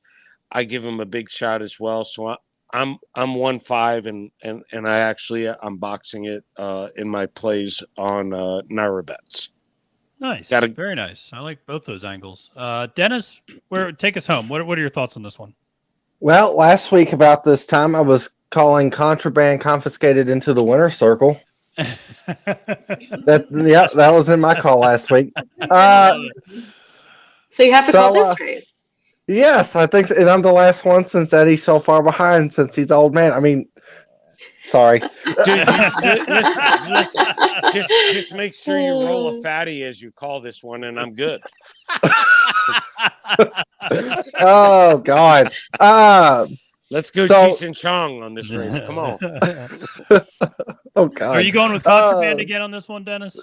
Actually, so in my StableDuel, I do have contraband. I also have the 6 shooting money. Just because I thought the value had been there, in which, I mean, it kind of is, but I don't know. It's not a great pick, I don't think, on my part. But what I will do is take an exacta here betting wise. I'm gonna take a 5-8 with the 3, 4, 5, 6, 8, and I will make a note too that the 7 has been bet down way down. Down to 8 to 1. Yep. Yeah. Now 7 to 1. StableDuel just updated, so we finally got that race 3 in there. Just popped up. I may have and I mean that in a nice way. I may have been texting the tech team. Okay. In between the Nerf hoop games that they're playing. Yeah. Oh. I thought it was past their bedtime too. Right. No. Yeah, right. So I just to keep people updated. So with everything updated, and I don't know if so race 5 is not updated, but prior to race 5, I was sitting in 21st in the $25 game and 97th in the free game. But I should gain some ground based on what happened in race 5. But we'll see. Sarah, where are you sitting right now? Oh, it's not pretty, let me tell you. I'm in second last, but I did have the 3rd place finisher in the last race, so we'll get away from the bottom, hopefully a little bit. Perfect. Yeah, we've got Roy's Ponies is sitting in first of the free game currently, and then let's see hold on, I'll read out the points too. With 324.5 points and 271. This is why it's important to play the other game. The winner of the $25 game is 271.5 points, and that's Rawls Deep. He's a very good player as well. And Libation Stables, who was in this chat, I'm not sure if we are still in here, but Libation Stables is currently sitting in second in the $25 game. So 23, Tim is sitting in 23 and 101. That's pretty good. We got a couple more to go. What about you, Chris? Where are you sitting? I plead the 5th. We can all find out. I'm sinking like a rock, but I will tell you that Chris, you're not representing well right now. I mean, we were talking about spot plays and your algorithms what's going on. Next week, I will listen. Next week, I will actually handicap it, and I'll come on and I'll win this damn thing. There you go. I'll make man's calling a shot. I'll call my shot next week. On a night where Major League Baseball apparently has screwed up the home run derby, according to Twitter. I don't know how that happened, but apparently they awarded it to the wrong person. That they honestly did not count the amount of home runs correctly in the one round. And so this is all, and of course they screwed up. How's that even possible? How is that even possible? Have you watched how baseball's run in the last 20 years? It's entirely. I'm surprised it hasn't happened before. But it is. But yeah, I love it. The man's calling a shot, Babe Ruth style. So I love that Chris is doing that. That's great. Okay, well, we're currently sitting at 4 minutes to post for race 6. At 0 minutes to post, we will spin the wheel and we will pick the winner of an Assiniboia Downs t-shirt. So if you have not placed your selection in the chat in YouTube down here, do it now so that you can enter to win a t-shirt. I currently have 1, 2, 3, 4, 5, 6, 7, 8, 9, I think 10, in case I double counted that one, 10 people in the running for a t-shirt. So let's just make sure if you're listening that you just enter. That's why you're here. And apparently a contest I was evicted out of. But yes, yes, hosts are not allowed to win. And the 5th race has been updated in the app already, and so I am way to get the tech team going there, Bri. I'm up to 14th in the $25 game and 45th in the free ride. So we'll see how things are going. Sarah, have you moved out of the towards the bottom a little bit? No, I moved to last. Oh no! I just scrolled down and saw. You jinxed me. No, man. We should give Sarah. It's like because sometimes StableDuel, Bri, you run those contests where like the person who finishes last wins $5. We have done that before. Yeah. So that's, but hey, Matthew. It's like me at Laurel. Anyway, yeah. Matthew, on my way back to Miami, are we going to hook up and go to Laurel or go to an OTB site? I mean, absolutely. We didn't hook up on my way up, and that was more my fault than yours because, we got to hook up, man. Absolutely. And so anybody listening out there, I'm going to be at the Haskell this weekend. Actually, Bri, do you remember the guys I met at Charlestown last year? I'm going to the Haskell with them. My Philly guys. They were so fun. So they're awesome. I love them. Yeah. I have a whole text thread now. So I'm going to the Haskell in next weekend.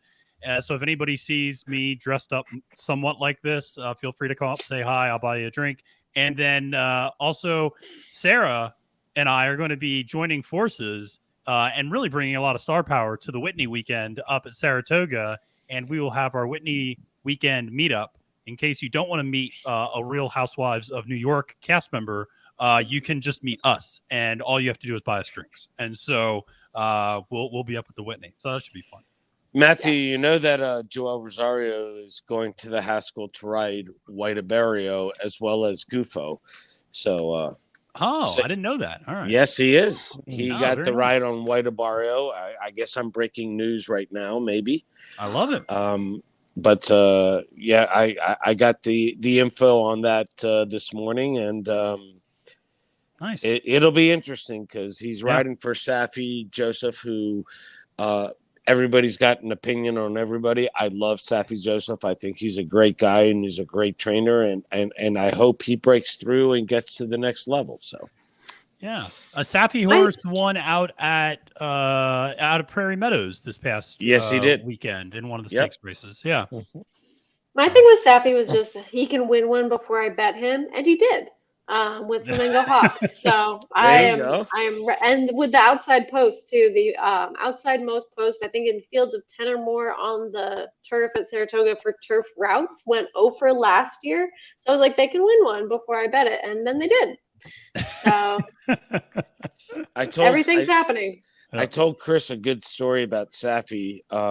Safi won the Triple Crown in Barbados. I think it's Barbados. Yeah. And the horse, he was shipping it over here to run in like the Gulfstream Park Handicap, or it was a big grade 1 race that he was shipping him over for.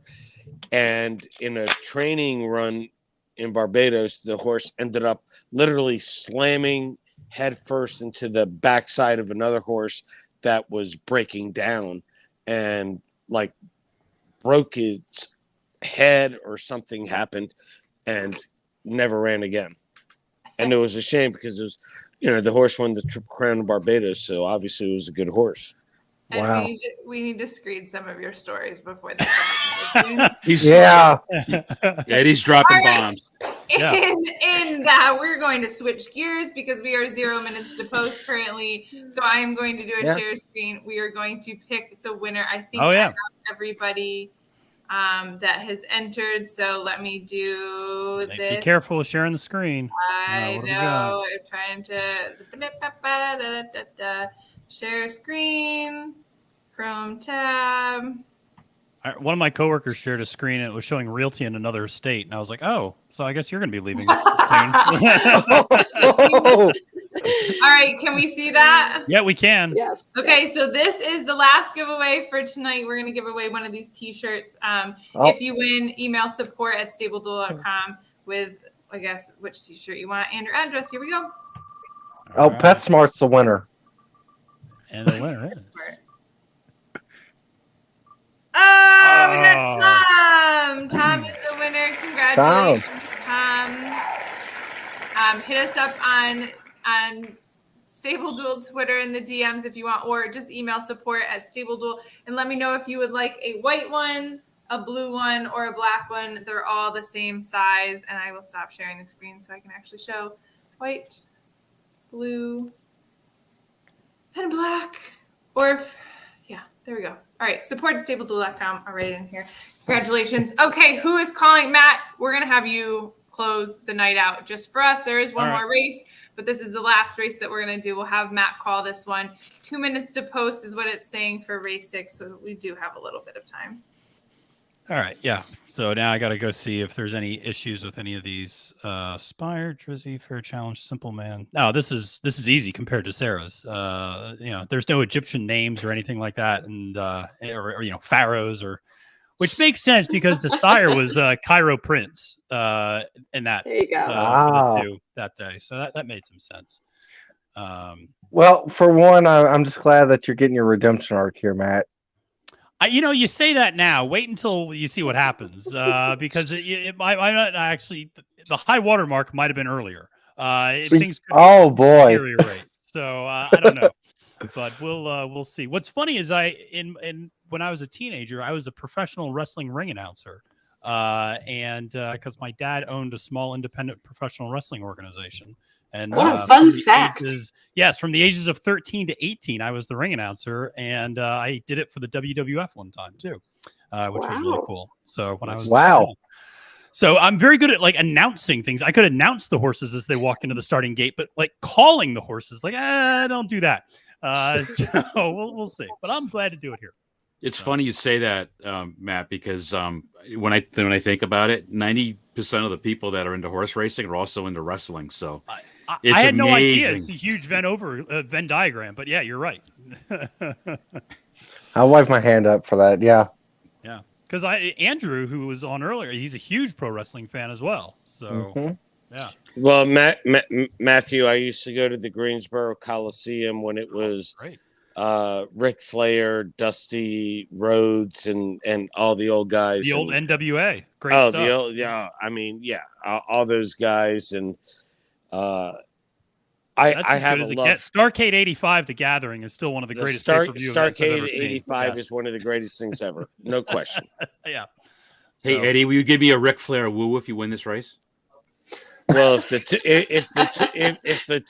2 wins, I'm staying for the entire Saratoga meet. I'll put it that way. Wow. Whoa. I thought you were already staying for the whole Saratoga meet. All right. Well, maybe, but currently going off at 14 to 1. Confirmation. Yeah. All right.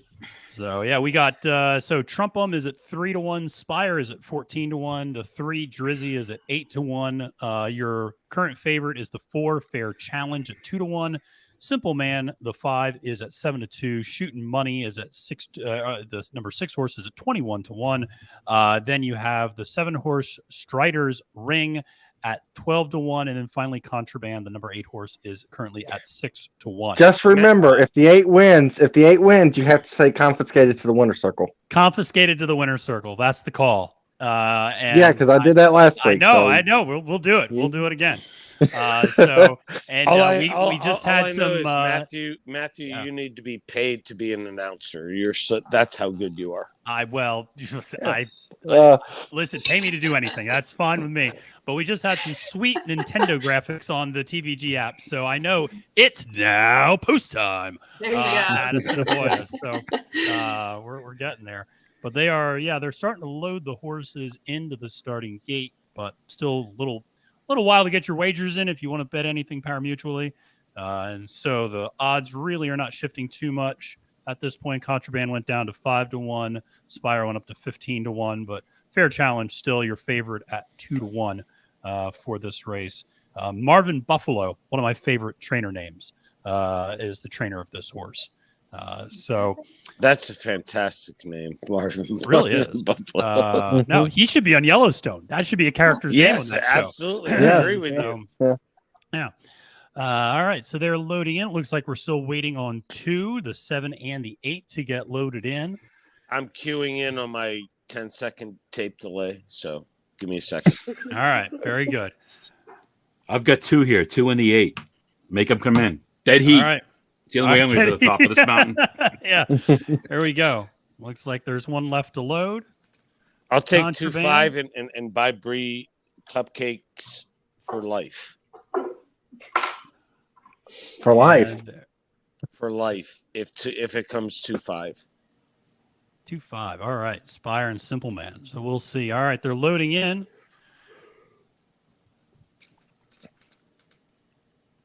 And they're off. And it was a pretty fair beginning. And who do we have going out to the early lead? We have Contraband actually going out to the early lead. And on the inside, you have Drizzy applying some early pressure as well. But Contraband seems to have the lead pretty well set there. And sitting to his outside is Strider's Ring. And then Drizzy, and followed by Shootin' Money, followed by Spire. But we look, the opening quarter, 22-4, and Contraband is still on the lead and starting to pull away a little bit from the 7, Strider's Ring, as they go into the far turn. It's a pretty bunched up group, but Contraband is still leading the way. Although we're starting to see some horses come up on the outside. They're coming for home, and Contraband is still ahead. And looking to go wire to wire here. Some threat on the inside from, I can't see who that is because of the lighting, but Contraband still digging in, although now it looks like it's going to be about a 4-way photo, and ultimately the 1 gets there. Trumpum ends up winning at the wire. Yeah, that was a late. I'm surprised Contraband held on as long as it did. That was fast for him. Yeah, it was. It was. Yeah. But I think he held on for 3rd, I think. Yep. Definitely towards the front. Yeah. I thought I had a. No, I think the 2 got 3rd. Yeah, 2 was gee, It was close. Yeah, I thought I had a real shot with the 8-6. I'm not gonna lie. I mean, the 6 ranged up and then just hung. Yeah. Yep. Contraband. Charles says Contraband got 4th. Yeah. Yep. Boom, boom. We had some picks there. Nice. Whoever had the 1. Good picks. Needed that. Sarah got that one. With So. you. I'm out of last. That's all. Yeah, there we go, Sarah. Yay! All right. Yeah, we'll wait for the quick results on this one. But that's this is a funny one because they're all so close. We're gonna get close to like 4th place is gonna be almost exactly 20 points. It'll be 19.75 points or something like that. It's those first 4 were separated by less than a half a length. So the 7,000. Yeah, we just got to ask. So 4-1, which was, what am I doing? $7,000. Sarah set it out. Oh, the 2 is a heartbreaker. Had the 8. Yeah, that 2 was close. The 8's not bad in your stable duel. My gosh, $1,000 and you're finishing close to the winner. That's all you need. Yeah. Needed for that one. If I had a better the 1 and the 8, that would have been a nice double in this one because a lot of people probably stayed away from doubling this race. That's what Sarah, you doubled it, right? You did the 1 and the 8, didn't you? I did. Yeah. Oh, Nice. that's Yeah. close. Nice. Yeah. Doesn't really matter now because the beginning was all not so great, but Yeah. gotta finish strong. That's what I was gonna say. Is I doubled with the 6 and the 8, and in the beginning it was rough. Still got the 1 up here waiting for the other ones. Where was the 4? I didn't see the 4. Was it the 4 on the top 3? No. I don't think so. Not in the top 4. Yeah. I believe it came 1, 6, 2, 8, I think. Drizzy just went backwards right around the turn and just never kicked after that. Yeah, and he in the 7 too. So Oh, there you go. 1628. Yep. Yeah. 1628. That's your photo. If you want the photo, I'm sure they'll show it on the stream or head to the player portal in the That's app. super. That superfecta is going to pay a lot of money. Yes, it will. That's going to pay a lot. A lot of money, yes. Yeah, it's a lot of money. Yeah. A Hazaput.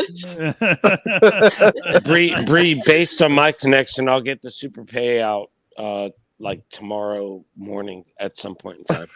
They must be playing with Nerf guns the whole time.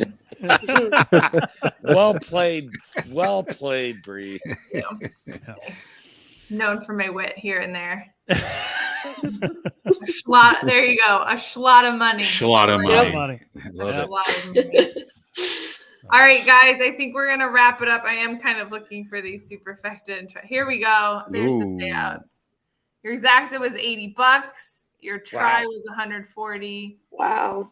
20-cent try. Nice. Superfecta was $1,000 for 20 cents. Wow. That's nice. Is it Dennis? Is this the one that you played 20 horses on top and bottom? Did you hit this one? No, I didn't. I had the closest I came was 8-6.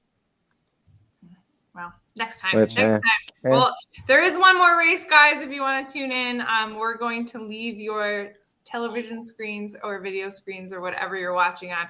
Thank you so much to all the guests, Sarah, Dennis, Eddie, Chris, Matthew. You guys all rock. I appreciate it. And Andrew, I'm sure you're not still here, but we appreciate him popping on as well. Did anyone else pop on? Am I forgetting? I don't think so. I think this is a team. Well, thanks for having us on. Yeah, Thanks. thank Bye. you. Yeah, thanks for having us. Have a good Email night, guys. support at Putting up with me, StableDuel. Bri. We'll get it sent out, and good luck in your StableDuel. And Mr. Tanner is going to give out winners for the next one before we all say goodnight. Good night, Good Joe. night. Bye, Good night, guys. y'all.